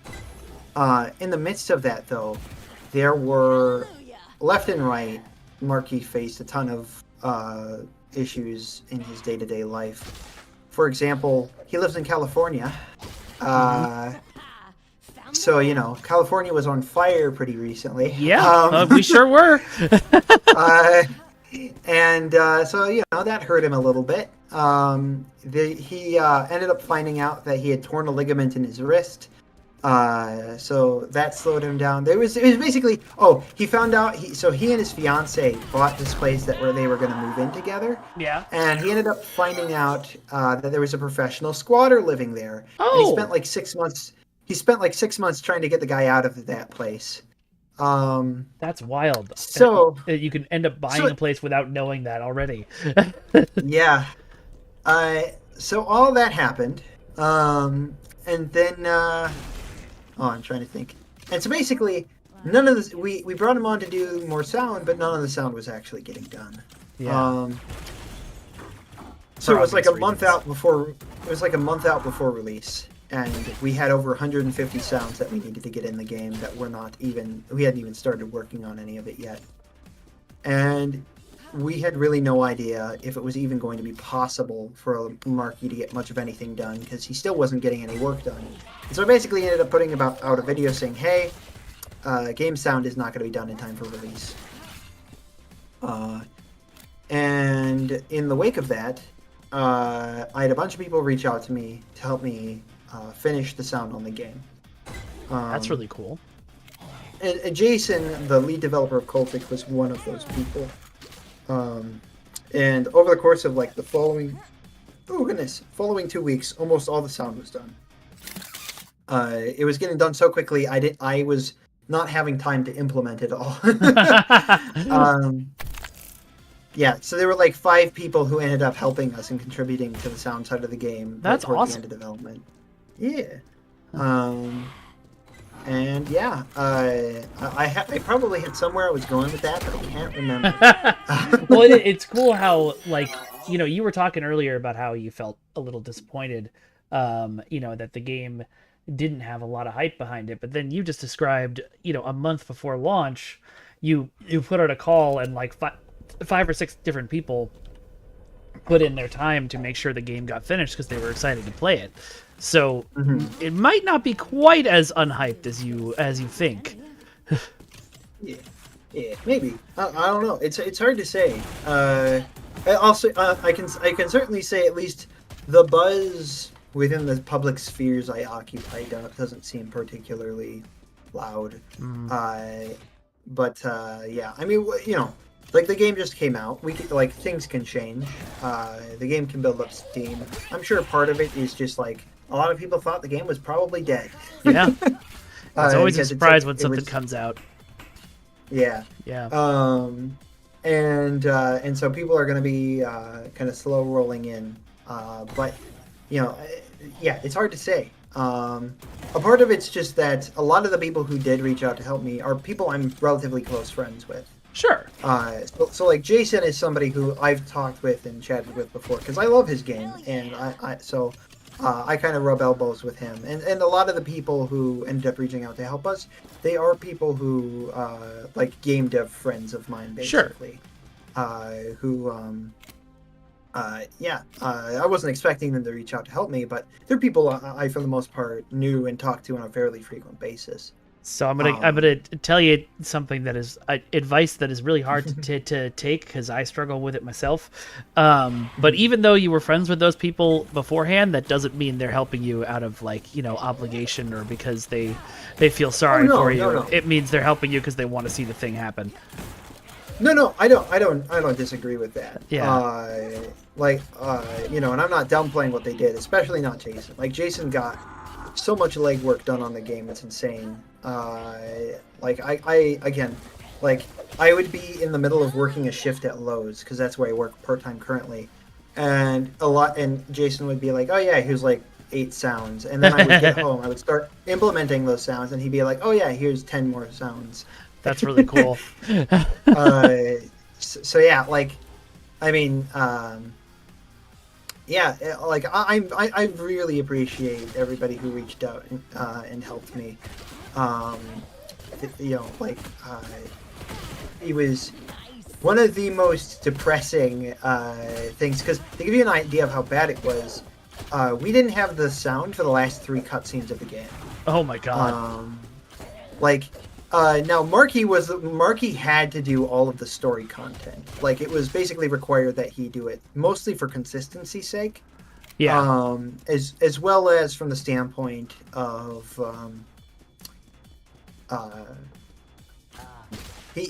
there were some people who did voice acting for the game that only really had connections of the game through him. And as such, there was like some story dialogue that we just didn't have recorded yet that we needed him to work with those people to get. Yeah, that makes sense. That happens a lot. Yeah. And so the final cutscene sound was done like 5 days before release. Yeah, so like it was a bit of a blitz to get everything ready. So yeah, like we ended up, we only sent review copies out like 4 days before the game came out. Which I'm sure itself has not, has meant that the release day was a little bit quieter than it might have otherwise been. Because, people are like, oh, I only got the review builds, like, game's coming out in like 2 days. Yeah. That's kind of why when I got the review build, I was like, I'm just gonna stream it on Tuesday and see what happens from there. I'm really glad you popped into chat and joined us though. This has been really fun chatting with you. So I had a question and then I got surprised by one of your traps. There's a lot of traps in this game. I'm like, oh, I'm gonna pick up this gun. Oh shit! Oh shit! Oh shit! Is that part of like the retro shooter charm? I have a good friend who's in chat named Kiri who is really big into the Doom scene. But is that like part of the goal, like sort of the old school game design of like, haha, I tricked you. Now you die. I guess. It's sort of important to keep in mind that when I'm designing them, they never really feel like traps to me because I know they're there. That's fair. The thing for me, whenever I'm designing combat encounters, is you always have to keep in mind that players are going to, and this is generally runs through a lot of the design philosophy I have for my game, is that players are always going to attempt to take the path of least resistance. Yeah. And so what you effectively have to design and optimize your game around is attempting to make the path of least resistance the path of playing the game the way you want people to approach it, right? Yeah. Viscerafest is very much a game about resource management. Viscerafest is very much a game about playing aggressively. Viscerafest is very much a game about movement. And with a lot of that, some of those systems are hard to engage in. Like things like tight ammo and the overall game's overall difficulty. Yeah. And a lot of what we do to try to push you to be more aggressive, like for example, there's a mechanic where when you jib an enemy and it drops health, the health disappears in like 5 seconds. Yeah, I and noticed that's to that. punish you. Yeah, that's to punish you for not playing aggressively and being there when the health is there.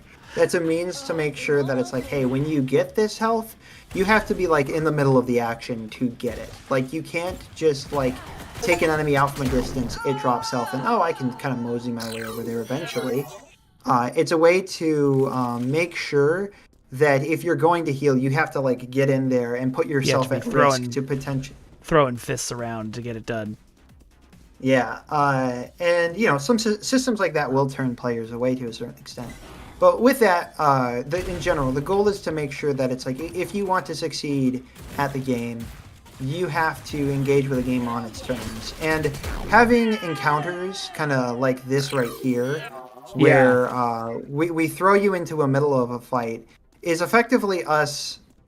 So like actually a better example I think would be you have the bridge room right before the room you're in right now. Yeah, right?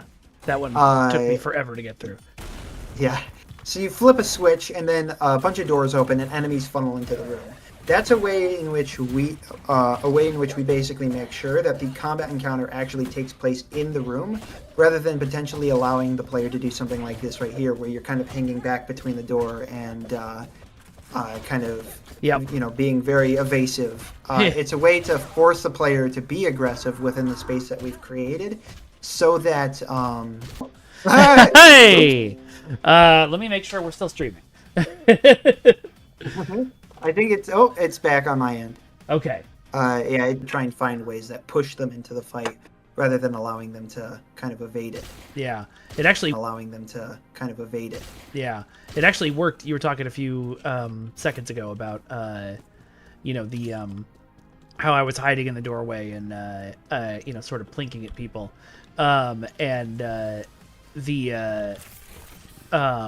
so now do I flip this? Yeah. I couldn't, like, I was gonna run out of health and die. I had to run into the room and start throwing punches as quick as I could in order to get out of there. That was a really cool level design. I like how it was like, your elevator's broken, find a way to get out. Yeah, so this is actually a really fun example of how we redesigned a level from the original early access version. Yeah. So the level opens and you have that cracked wall right there, right? In the original early access version, you started the level and the elevator was already broken, and Carolyn just said the line right out of the get-go. Whereas now it's like you're on the elevator writing it down and then it explodes and you actually get to see it happen. So that's a fairly significant change from the original version of it, where a lot of what was implied in the older versions of the levels is actually shown now, and you have a lot more little scripted moments like that. How hard is it to work moments like that in? Hey, no reason to be shy. That moment is pretty easy overall because it just relies on a lot of systems and mechanics we already had in place. It takes a little bit to set up, and the biggest issue I would say with it, as far as implementation goes, is sequences like that can always mess around with our save system. Oh, yeah. Save mechanics are a nightmare because they are the bug creator, basically. It's like everything can be working fine, and then if you save and load that save, then all bets are off. Anything could break. That is so funny. It's locked. Because a part of the issue you face with save mechanics, especially quick save mechanics, is that you have to save quickly. And so a lot of making the save mechanics function properly is all about minimizing what data actually needs to be saved, right? Right. And that creates a lot of problems. Because if you save too much information, then it takes forever for you to save and or to load. And if you save too little information, then something breaks. Yep. And then in addition with that, you also have the fact of it's like, in the middle of a scripted sequence, what information needs to be saved in order for the sequence to function properly. And that, the barometer for that shifts depending on the sequence, right? So a sequence like that in C1L2, where the elevator lowers, the bulb explodes open, it's fairly simple. But what about sequences that have like characters in the middle of dialogue with animations going Oh on, yeah, right? and if you What save about- right at that point. Yeah, or like so for example, actually, a bug we found like with the build we sent out to reviewers, which was a little bit panic-inducing. The final boss of Chapter 3 has a little dialogue sequence that leads into it, right? Right. And then you have the boss does his intro, and then there are a couple of events that occur during his intro, and then you have the actual fight itself. What happened is there's an autosave in that fight, right after the boss is introduced, right? Uh-huh. So you loaded the autosave, and the story sequence that introduced the boss would start from the beginning. The boss would already be in the middle of the arena doing his thing. Oh. Or he would be in the middle. He would be in the middle of playing his intro animation, and several things that were supposed to occur during that intro animation had already occurred, right? So it was like several layers of things being broken. It is so funny the random shit that breaks games. Like it's all a collection of carefully held together code, that was built with duct tape and hope. Yeah. Well, and that reminds me. Probably the funniest save issue we had was we were working on the game. Everything worked fine on our end. We sent a build out to our publisher, and the moment they loaded a save in the game, all of the doors in the level would teleport to the center point of the map. And so we were like, what? Because we tried to hell and back again to replicate this bug, and it just was not happening. We were doing everything we could, and we could just not get this bug to happen. But it happened consistently every single time for our publisher, and so we were like, what the heck is different? And so we had like all of our beta testers like at the game trying to figure out like, we can't replicate this bug, we can't replicate this bug. And then we found one guy on Linux who was able to replicate this bug. Oh my so we God. pulled them into a chat. We pulled them into a chat room for like 3 hours, and we're like, what's wrong? What's wrong? What's different? What's different about your computer that's causing this bug? And then we found out he had a French keyboard. What? And we found out that apparently, because he had a French keyboard, what was happening is all of the coordinates for the doors that had a decimal point in them were having those decimal points removed. So instead of the coordinates being, like this point on the map or whatever, it's some randomly obscure, absurdly high number that ends up zeroing out and sending them all to the center point of the map every time you loaded a save. That's wild. Yeah. And so yeah, like yeah. I mean, I don't even know what to say after that. Yeah, I love bugs like that. So they're always, when I used to do interview developers for my job, people would always ask, Well, I didn't love it because I think we ended up. Oh yeah, no, that sucks now. It like delayed us for like. No reason Yeah. to be shy. It's funny looking back, but it delayed us for like 2 weeks because we were trying to figure out what the heck was going on with this. Because it's like we had a build ready to go, we had a patch ready to upload, and for 2 weeks we couldn't do it because we kept finding our publisher could not make any progress in the game because anytime they saved and loaded the save, it broke the game. Oh my God, that's so crazy. Yeah, I was gonna say, it's always the weirdest thing. We had a bug once on the game that I worked on that was if you put on the wrong facial hair, I don't know if I can do this. Your character turned invisible and disappeared. Because of the beard you were wearing, which was hilarious because it was the Mirror Universe goatee, so it just led to conspiracy theories. Oh dear. All right. Well, let's see. I have died nearly 50 times so far in a couple of hours of talking. So excellent work. Good job. This game is excellent.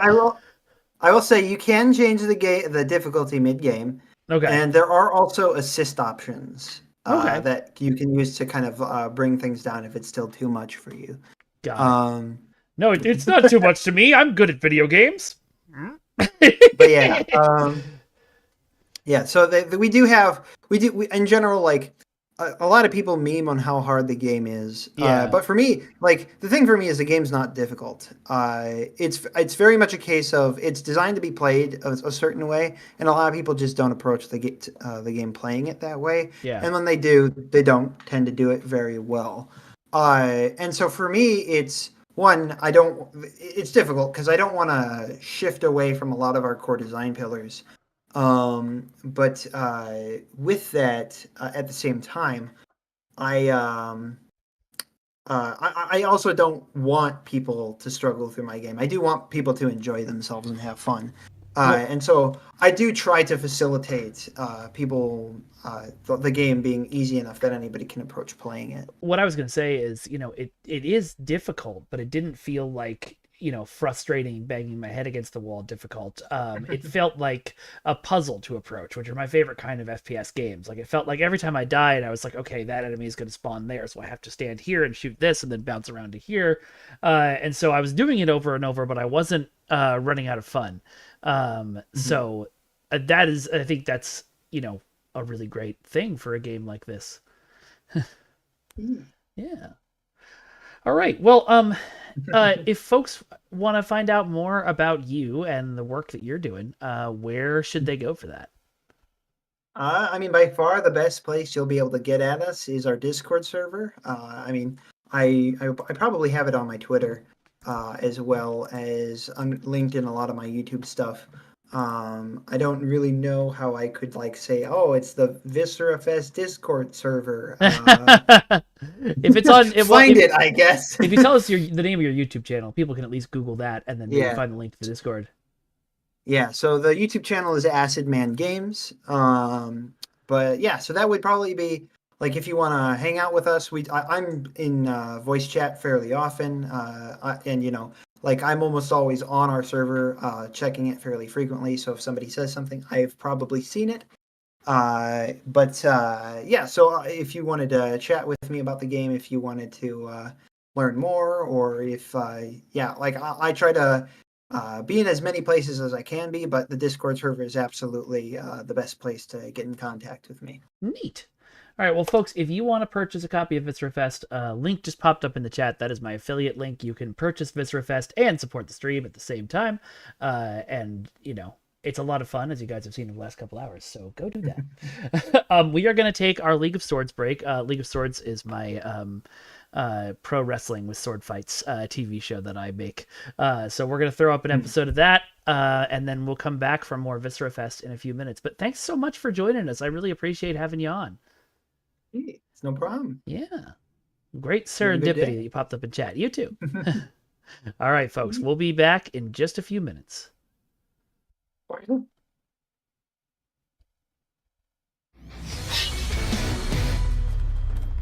Previously on The League of Swords. Play! Hey, good boy. Good night. You got the best chance of taking all that thing. For now, but thank you. Right. No one says no to Matt Jack McCaslin! We'll settle this tonight, you and I. You want allies? I can be your greatest friend in the world. Excellent. Now stop the monk from reviving him. I wonder if you might consider a short-term contract for some extra work. We both have matches tonight. This won't get in the way of them? I don't think it will, Bill. Let's talk somewhere more. Take Vibralia's offer. Join us. And everything will be fine. Jack is scared of nothing. Enjoy your last hours breathing on this earth. Because I am the final boss. And the Age of Outcasts is coming.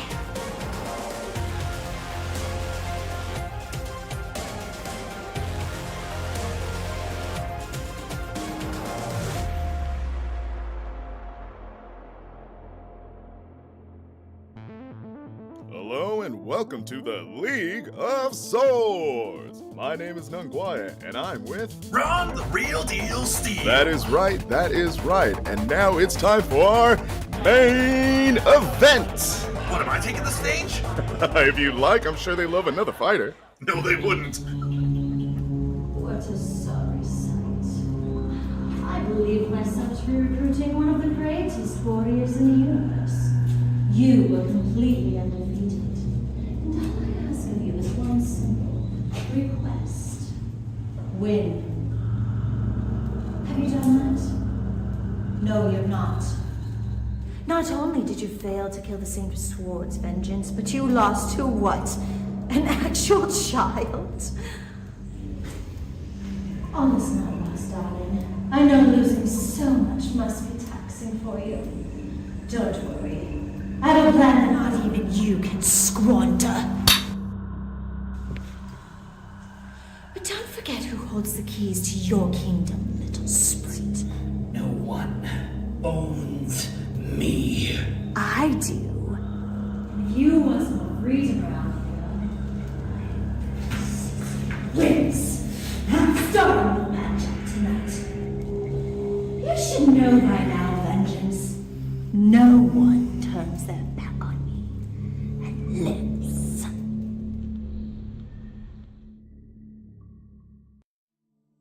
Millions of years ago, the monks of the Way saved the universe. They did it by creating the greatest tournament of strength and steel the world has ever known. Welcome to the League of Swords.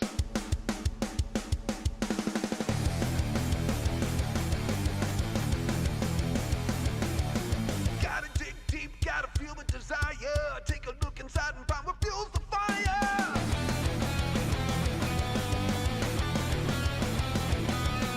To a front to live or do I live to fight? I wrestle with the beast inside me every night.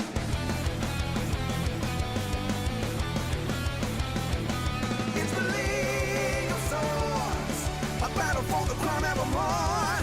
It's the League of Swords, show us what you stand for. It's the League of Swords, now it's time to go to war. It's the League of Swords, let them fight for your life.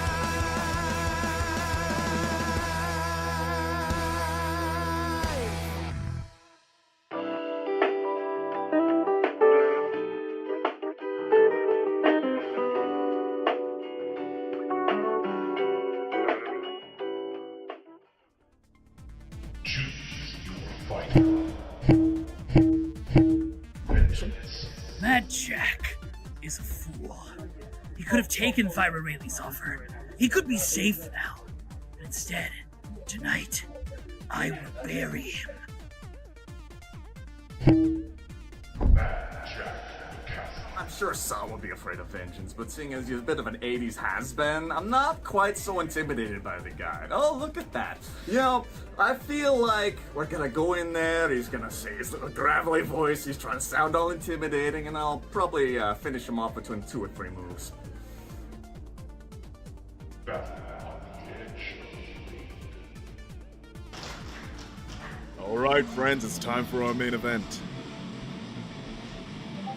I cannot wait. I'm really excited for this one. I've been waiting for a very long time to see these two knocked out. From the last level and your last corner, the final boss, Vengeance!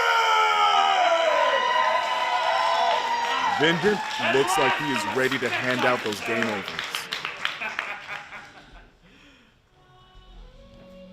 He reminds me a lot of me back when I was wrestling. Oh, yeah? From the darkness of his own past, carrying the weight of 2 worlds, Mad Jack McAfee! 2 words. Who's ready to see me cut this bigot down? That is a lot of responsibility to have to carry 2 words. I am unbeatable. How about you lost all your fights already? Hold still! They're not wasting any time. This is a bit pathetic, wouldn't you say? I'm not sure if Jack is taking this seriously. His defenses are up. He could have taken his head off with that one. You mind, can we do this later? Your moves are putting me to sleep. Ooh, the taunts. How about this? Vengeance just punched him. That's the type of fight it's gonna be. It is! Come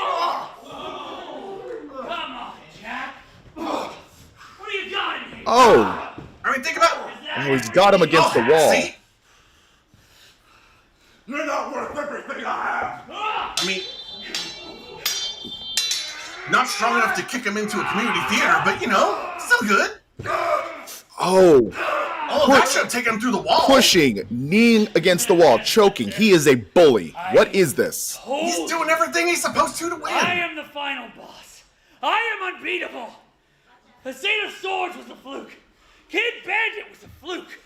I cannot be stopped. Why? No one came here to hear your monologue. Ooh, never take your eyes off of your opponent. That is rule number 1. What is going on? I do like that little shriek at the end. Is that Johnny a fearsome battle? Is that Johnny Lamar in the Astral Mask? Is this what the head monk was talking about when she was mentioning a job? Also, they've all been in fights already. Like, they've got to be exhausted. Oh, Johnny with a stab to the stomach. This is what happens when you turn down Thyra Lady. Sorry, ladies, but I'm not quite ready to die yet. Wait, I hear music. Oh my god. Could that be? It is! It is the Saint of Swords! It's the Saint! Oh my god, why is he Oh here? my god, to help Mad Jack! Oh, they are fighting in great tandem. Look at this. Look at that. Taking out your opponent's opponent. My goodness, they fight like they're brothers. It could be. I highly doubt that. What do you think you're doing? Huh? That offer's off the table. I don't need you then, and I don't need you now. Why would you turn down such great assistance? Why would you turn down someone who'd be a great partner to you?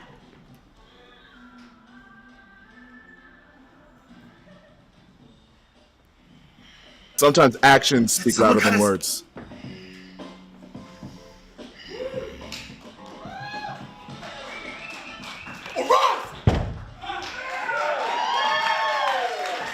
Personally, I wouldn't have resurrected them. Like, they cheated. They showed up in a match they weren't supposed to be in. Okay, first off, there's no such thing as cheating in a sword fight. What were you two doing? She paid you for do more than that. Not enough. Nice, man. Oh, wait, she paid them? Paid them. When do we get paid? Says the only new male member of the group, I think I deserve some male privilege as well. It's kind of interesting you're talking about lying. It seems a little bit deficient. What? Ah!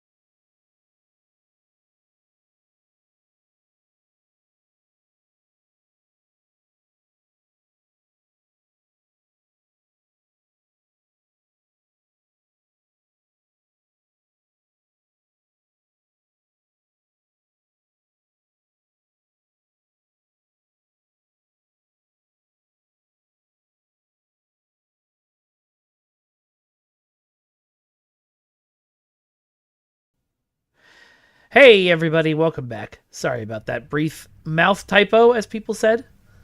Good to see you all. Good to be back. I hope you all enjoyed that. That was a fun impromptu interview. It's funny because I reached out to the publisher to see if I could interview anybody from the team, and then I got to do it anyway without having to talk to them. So this is a fun game. I'm enjoying it. It was interesting to hear the developer talk about how it had basically consumed his life, and now he was going to go off and join the Greek Orthodox, or not the Greek Orthodox Church, the Eastern Orthodox Church. That's not exactly what I expected. I should switch the title of this from now on. We're not doing an interview anymore.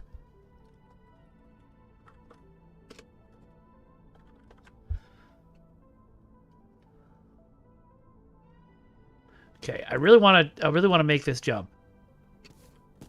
Ah! Gosh darn it! Every time. This game drove me to seek out salvation. Yeah, exactly. Please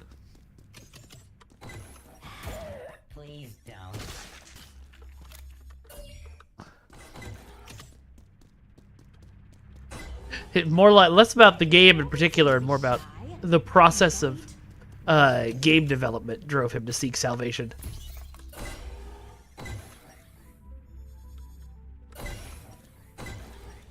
I've got 2 guns.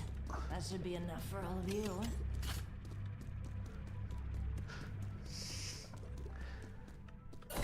The voice actress for this is delightfully unhinged.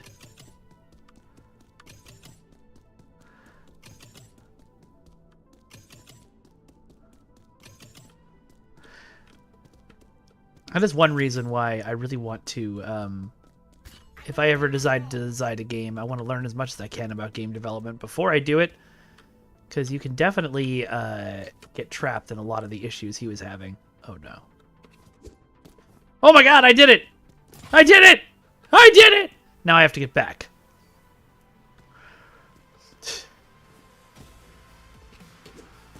Woohoo! Good job, me. Everyone high-five me. Hey, Rachel, you've told me 3 or 4 times that you're using the Google TV version. I know.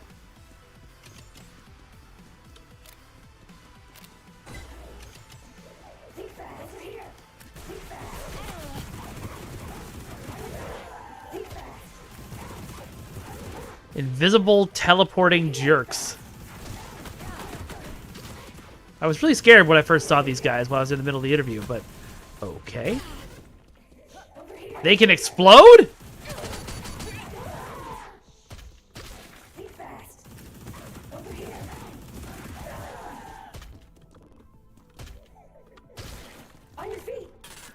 Oh. Oh, no!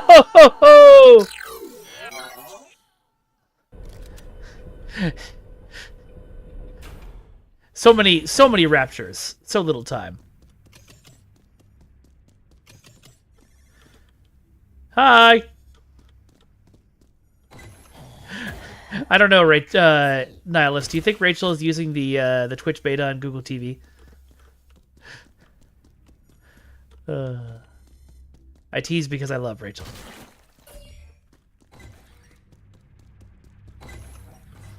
Hey, no reason to be shy. I don't bite, usually. The twin pulse blasters look kind of like a hairdryer when you pick them up off the ground. All right, I have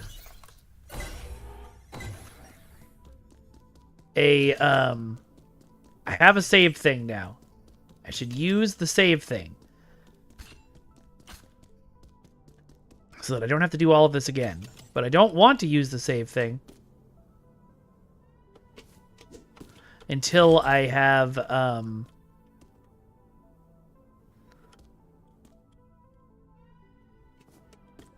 God, that was almost bad. I don't want until I get through that first room of invisible assassin ladies. So I think since there's probably some kind of achievement at the end of the game for not killing those guys, based on everything he said. No! Stop deporting people to El Salvador.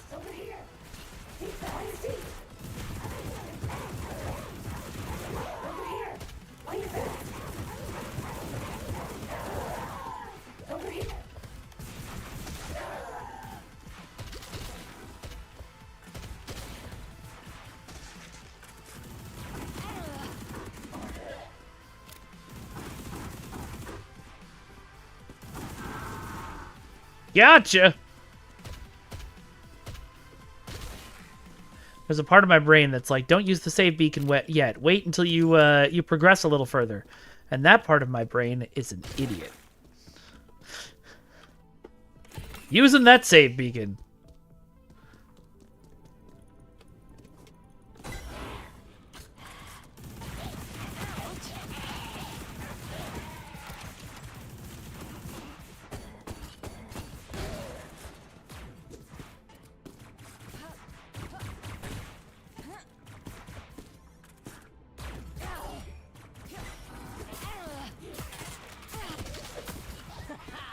Found them all.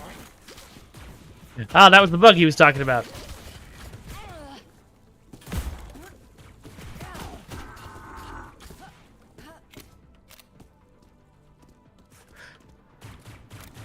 Oh, God. I went backwards instead of progressing. Am I supposed to climb on these? I was probably supposed to climb on these, right? But first... Ow! Ow! Ow!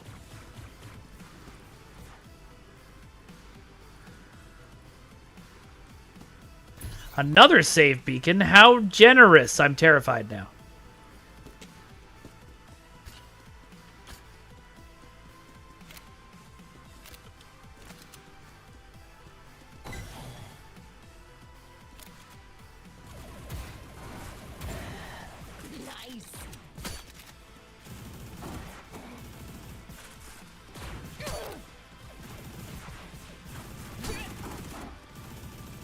Oh, I'm gonna die.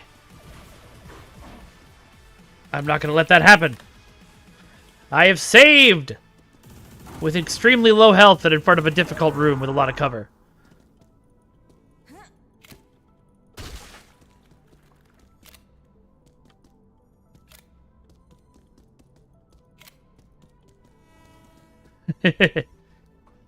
I don't think it's actually that frustrating, Nihilus. Oh, hey, welcome back. Welcome back, Osric. Good to still have you around.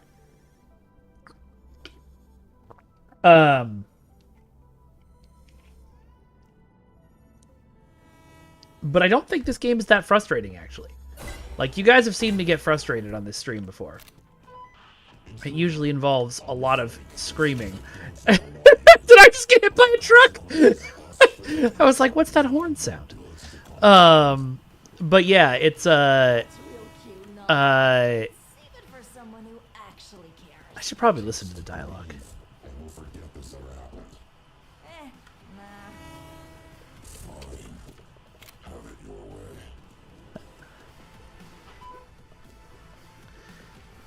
Yeah, but like I said, it's more like a puzzle. Oh god, I'm supposed to do this, aren't I? Okay. Wait, but where would that take me?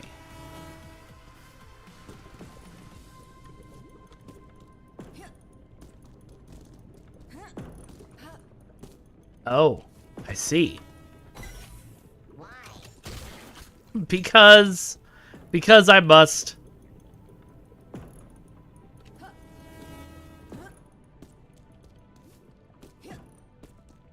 Ah, dang. I came over here for nothing. Nothing, I say. Gonna get... Yep. I love random truck as a thing.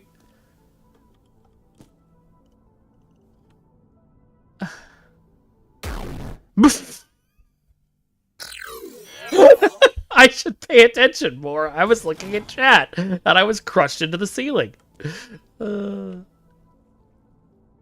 Oh! I'm not where I think I am. That's the problem. I'm already past the part where I had to take this up as an elevator.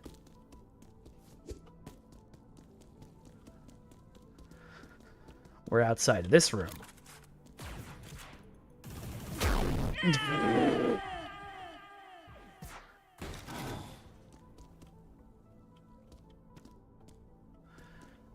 All right.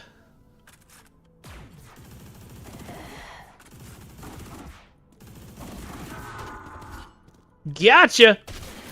Where'd the other guy go? Did I already kill him? That's great news.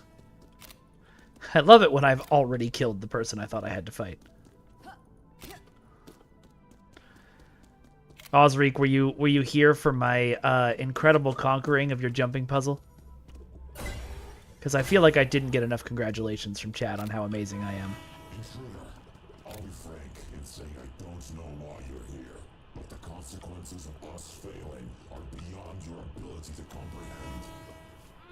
Yeah, that's real cute, Nulldog, but save it for someone who actually cares.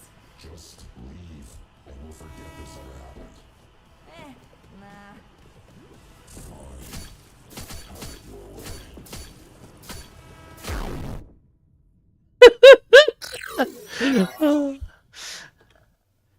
All right, we're to 60 deaths, folks.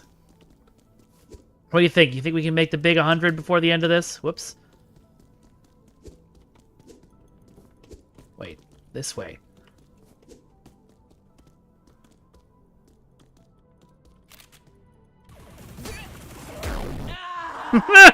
Yeah, we definitely can get there.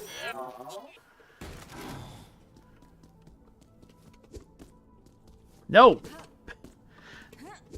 I will not make the same mistake a third time.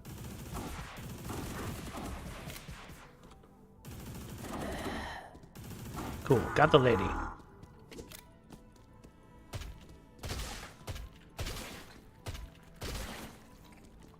You're supplied with iced coffee and cookies. I don't like coffee, and I feel like icing it would make it worse.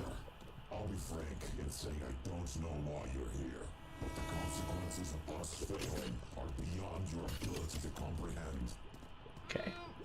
I want to see what's at the end of this hallway, but... Save it for someone who actually cares. Just leave, and we'll forget this ever happened. Nah. Oh, I'm glad I did that. Save beacon. Gonna let it go by again.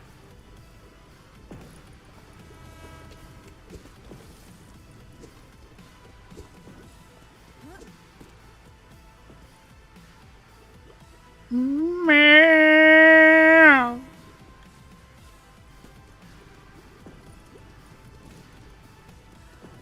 Who are we disavowing now?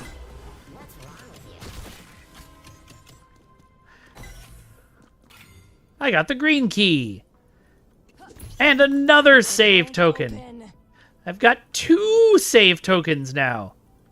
I am truly invincible, but, you know, we're not going to test that theory. I almost just jumped across casually. Okay. So I came here, and I got the green key and 2 save beacons. Anybody in there? No. I almost just jumped right into that thing. Okay, there is a green... There was a green door somewhere. Is there falling damage in this game? Guess not.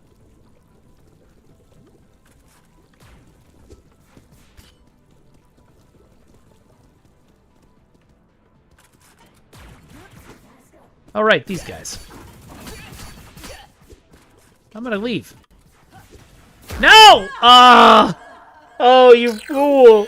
You damned fool! I'm a rogue and a knave because I don't like coffee. It smells gross, therefore I can only assume it tastes gross.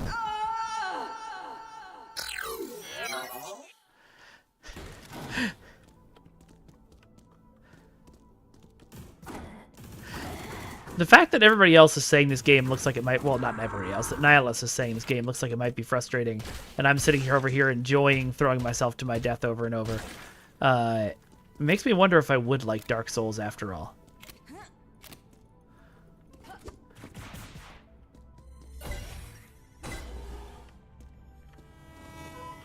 Intruder, I'll be frank in saying I don't know why you're here, but the consequences of us failing are beyond your ability to comprehend. Well, you shouldn't have stolen my boyfriend then. That's real cute, Null Doc, but save it for someone who actually cares. Oh, no, wait. They didn't kidnap my boyfriend. I'm just here to kill them. I have no moral justification. I forgot. Have it your way. Yeah.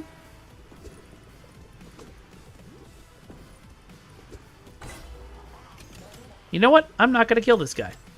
Well, I need the health. I know. I'm sorry, bud.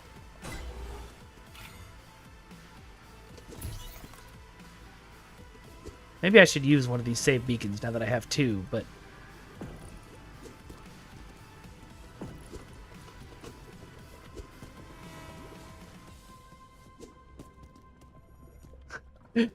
I just remember my mom telling me how she also hated coffee, and so she made herself sit down and drink it because everybody else was doing it. And, like, that's a wild thing to have to do. Okay. I have a green key. I can open a green door.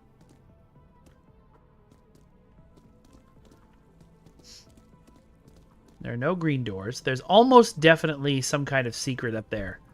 Because why would you put all these elevators here? But, you know what I'm not doing? That. Alright.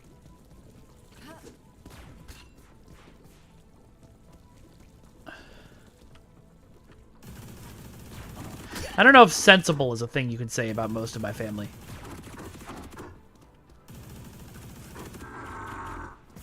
Gotcha.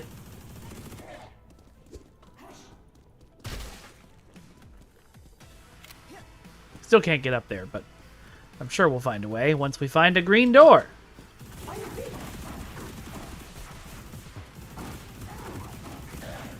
Okay, once I finish this fight, I'll save.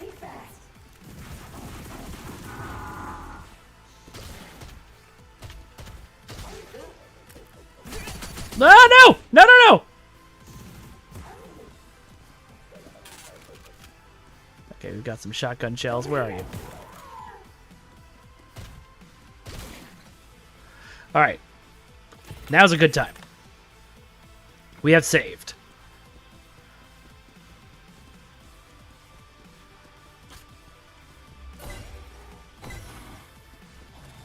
Oh, that's right. There is a green door in here. I remember now. No! Well, I just saved.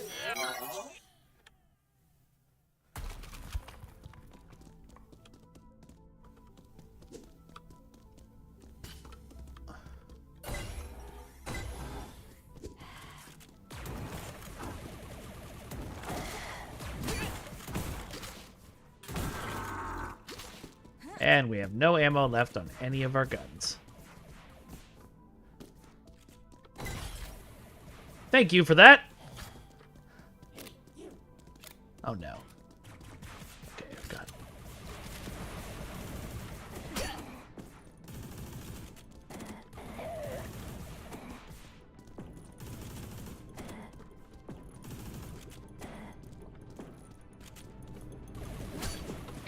Ah! Almost made it.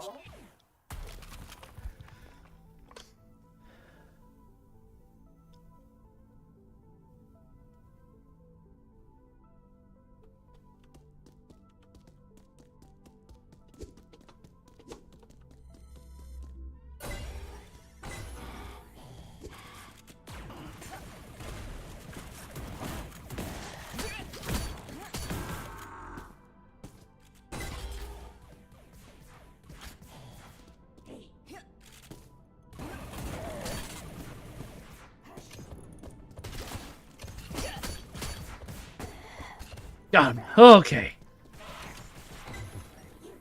Now who's shooting at me? Ah, 2 health. Yep, there it goes.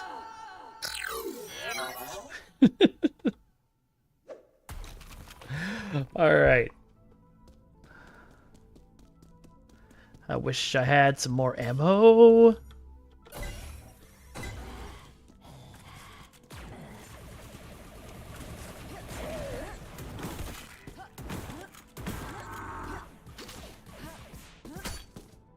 Yeah, I don't need to fight those guys.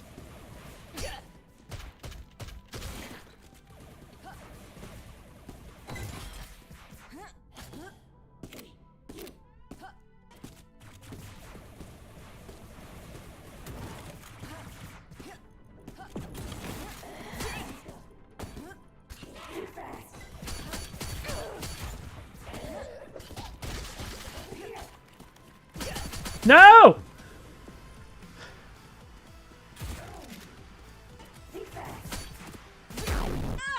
And there it goes. The ammo tariffs were too high. Have I tried a diplomatic solution? You know, I probably should. But it's not what my character would do, so...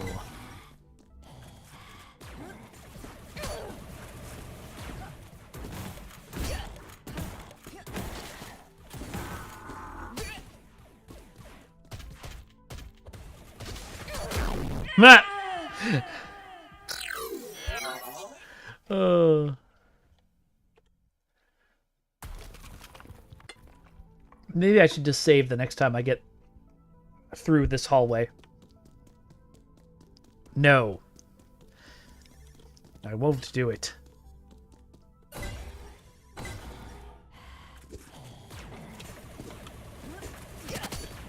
Maybe I'll just go.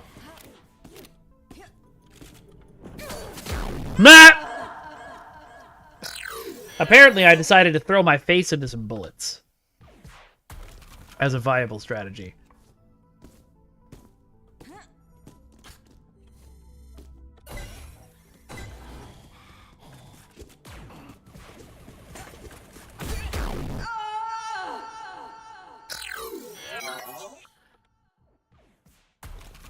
I just have so little health at this exact point.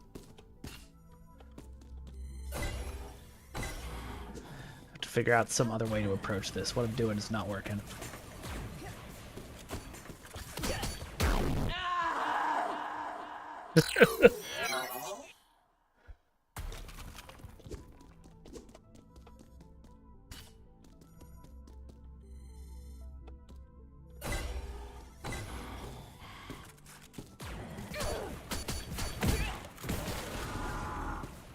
Better. No!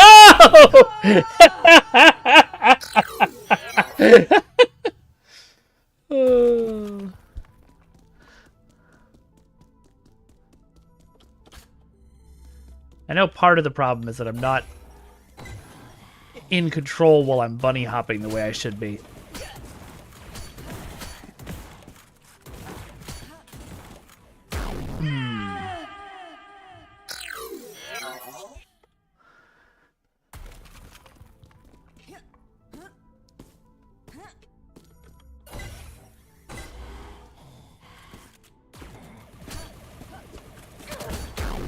Wow!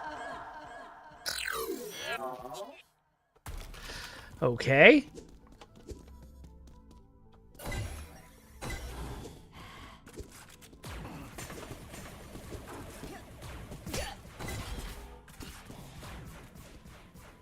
You know what? I'm gonna save here. What?!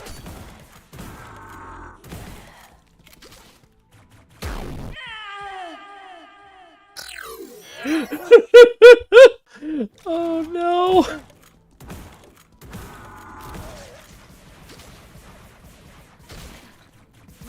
No! Okay, I'm gonna stand right here for a second until I figure this out.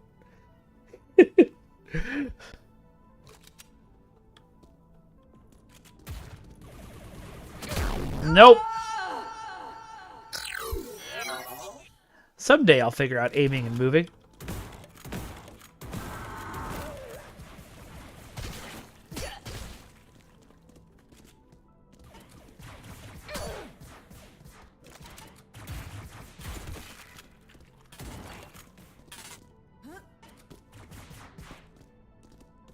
Nope, that's not a ladder. I didn't think it was. And that's broke. Okay. So, not that way then.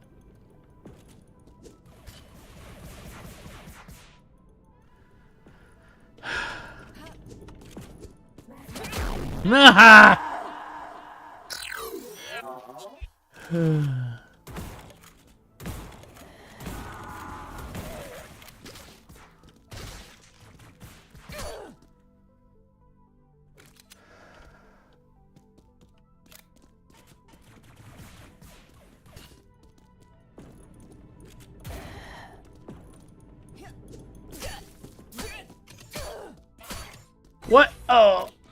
Whoa! Oh.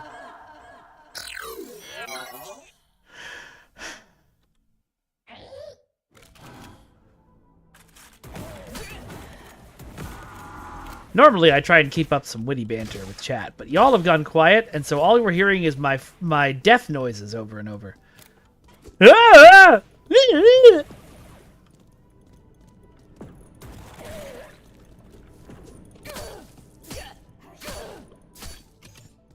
Okay, so don't land in the acid, because it'll really ruin your entire life.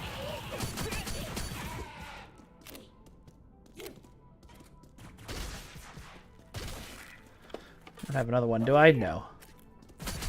No! Come on! Oh.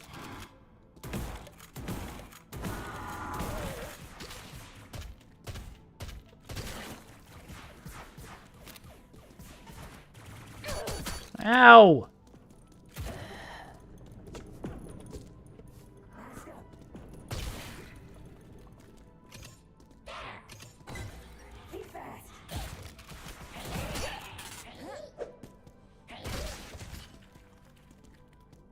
Okay. Okay. We got this. What happens when I hit 100 deaths? I'm guessing I get an achievement. Yeah, can't do anything in here. Oh, God.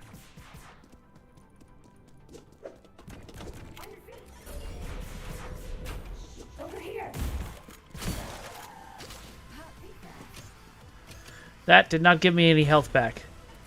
That is distressing.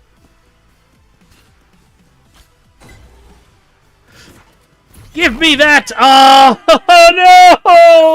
Oh no, I had it! I had the same beacon in my hand.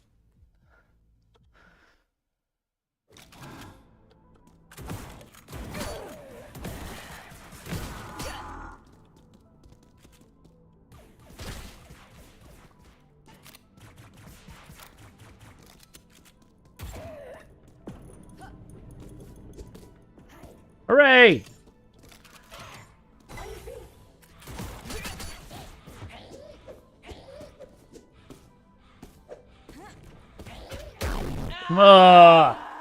Hugs of death.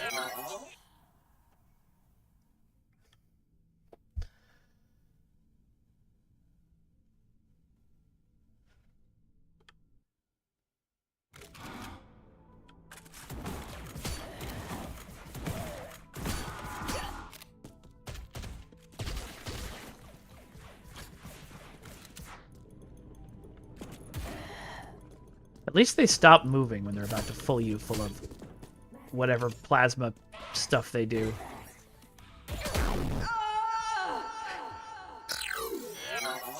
Hmm.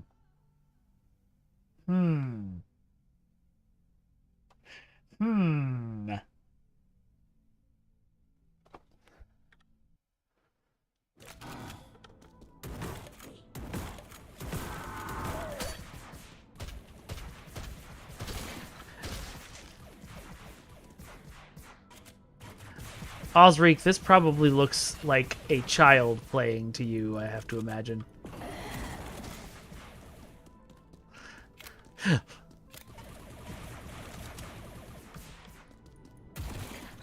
Got him. We sure did. Oh, right. I forgot about my uppercut shit. Ugh. Not that it matters.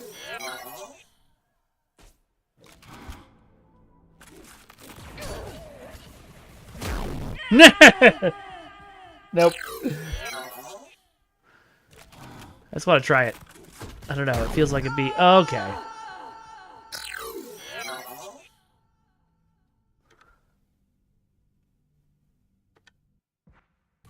Have I tried collapsing into a fetal position and weeping loudly?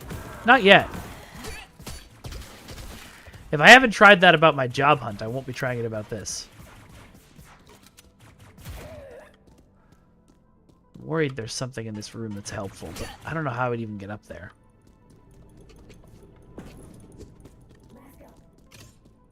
On your feet.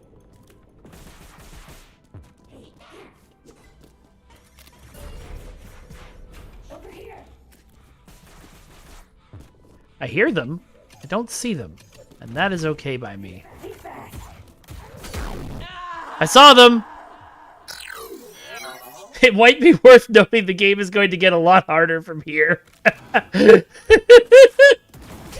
Alright, well I have to go in a few minutes anyway to get ready for, meeting my parents for dinner, but...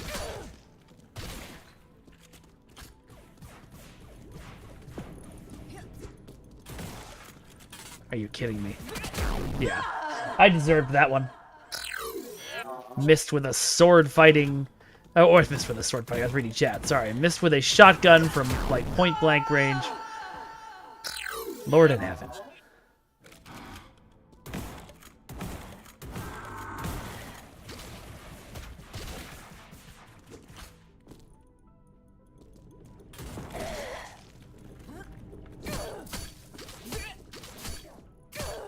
Ugh.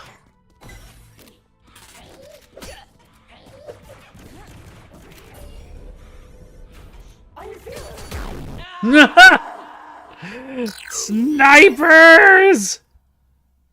Alright. Let's go for the full 100 before I go.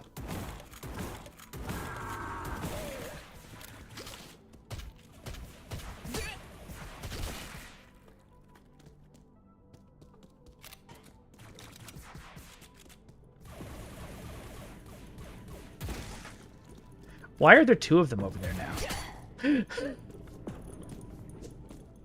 Ah, missed the hearts.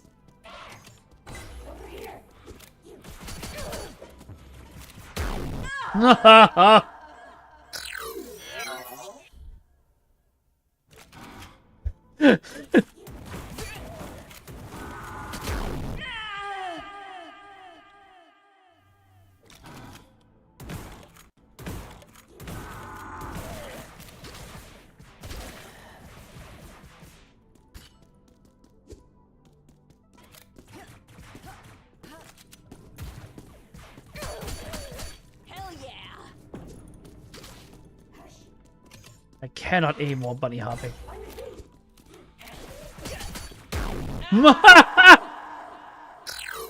Alright. 7 more.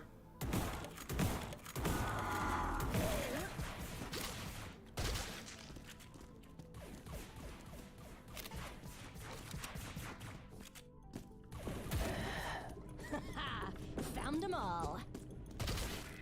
Found them all. Except I didn't.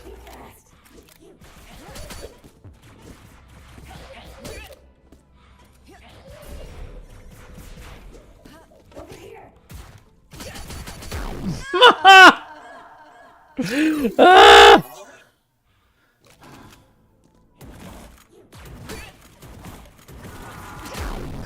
Yep. As soon as I missed for that first shot.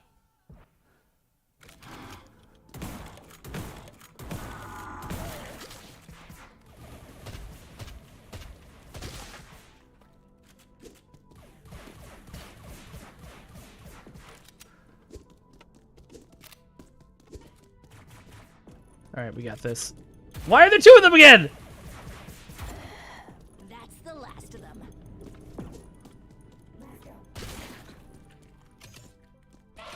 That is not the last of them, girl.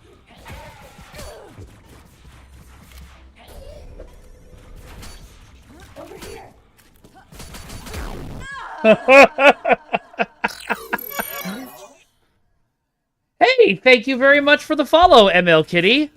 I wonder who that could be. Oh my god. That's another line it's not supposed to play. Yeah, I figured.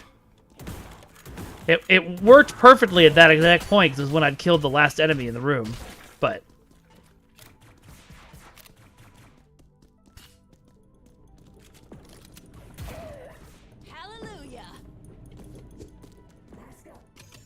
Okay, okay. Don't worry about them. Ignore them. Up the elevator.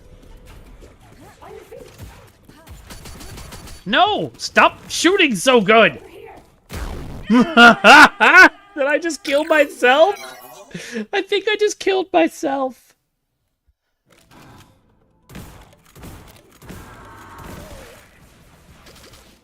What's the difference between the red hearts and the purple hearts?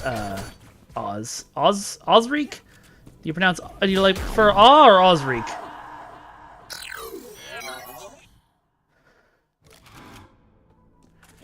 Wow, first time chat. First time, oh, did we do it? 100 deaths! Celebrate that we suck, come on. Bo, bo, bo, bo, bo, bo, bo, bo. I was just going to say, I can't believe it's taken 6 months of streaming for my wife to post in the chat for the very first time.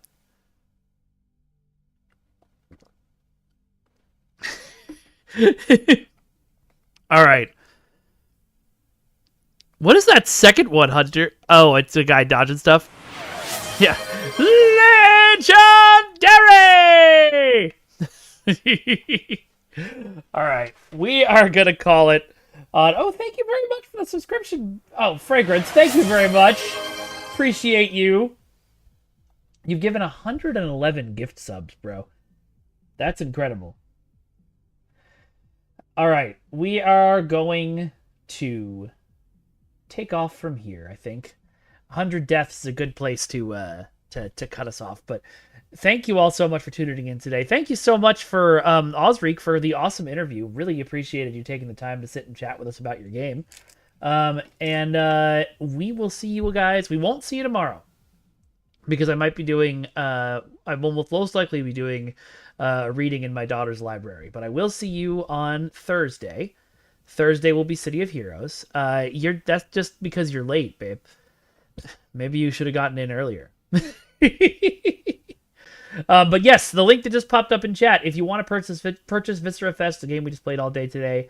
If you want to support this awesome, sorry, brain shutting down. If you want to support Osric and all the cool work they did in the 10 years on this game, go ahead and click that link right there. And you can purchase the game and you'll be supporting the stream through my affiliate link. So yeah, I'm going to let you all know that I have some social media for you to follow me on. I'm Vengeance God on Blue Sky, and I'm Broken Infinity Films on Instagram. We have a Discord for this here community. Would love for you guys to come in and hang out and join, chat about the stuff that we talked about today. I am the host of 3 podcasts on the Ace of Geeks podcast network. They are all great. You should check them all out. And the League of Swords, which you saw during our League of Swords break earlier, has got our newest show coming up soon on May 4th. And we are going to be doing... actually, it's funny. I think about it. We did a show on May 4th last year, so that's 2 in a row. But anyway, if you like sword fighting, if you like the storytelling of pro wrestling, these are all great reasons to check out the League of Swords. We have a merch channel. You can get yourself some awesome t-shirts designed by Duncan Idaho. And if you want to buy me stuff, you don't have to, but there's a wish list right here. All right, folks. It has been an honor and a pleasure. I really enjoyed hanging out with y'all today, and I really enjoyed Viscerafest. And I will see you on Thursday. Not tomorrow. On Thursday. All right. Let's see who we're raiding. Almost forgot to do that.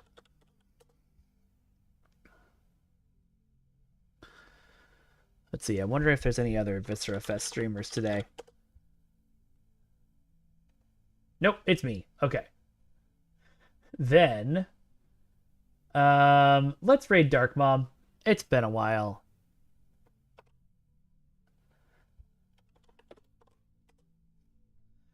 All right. Thank you, everybody. Thanks for tuning in. And I will see you all on Thursday. Bye-bye, everyone. Bye-bye. Bye-bye now. Bye-bye. Bye-bye now. Bye-bye. Bye-bye.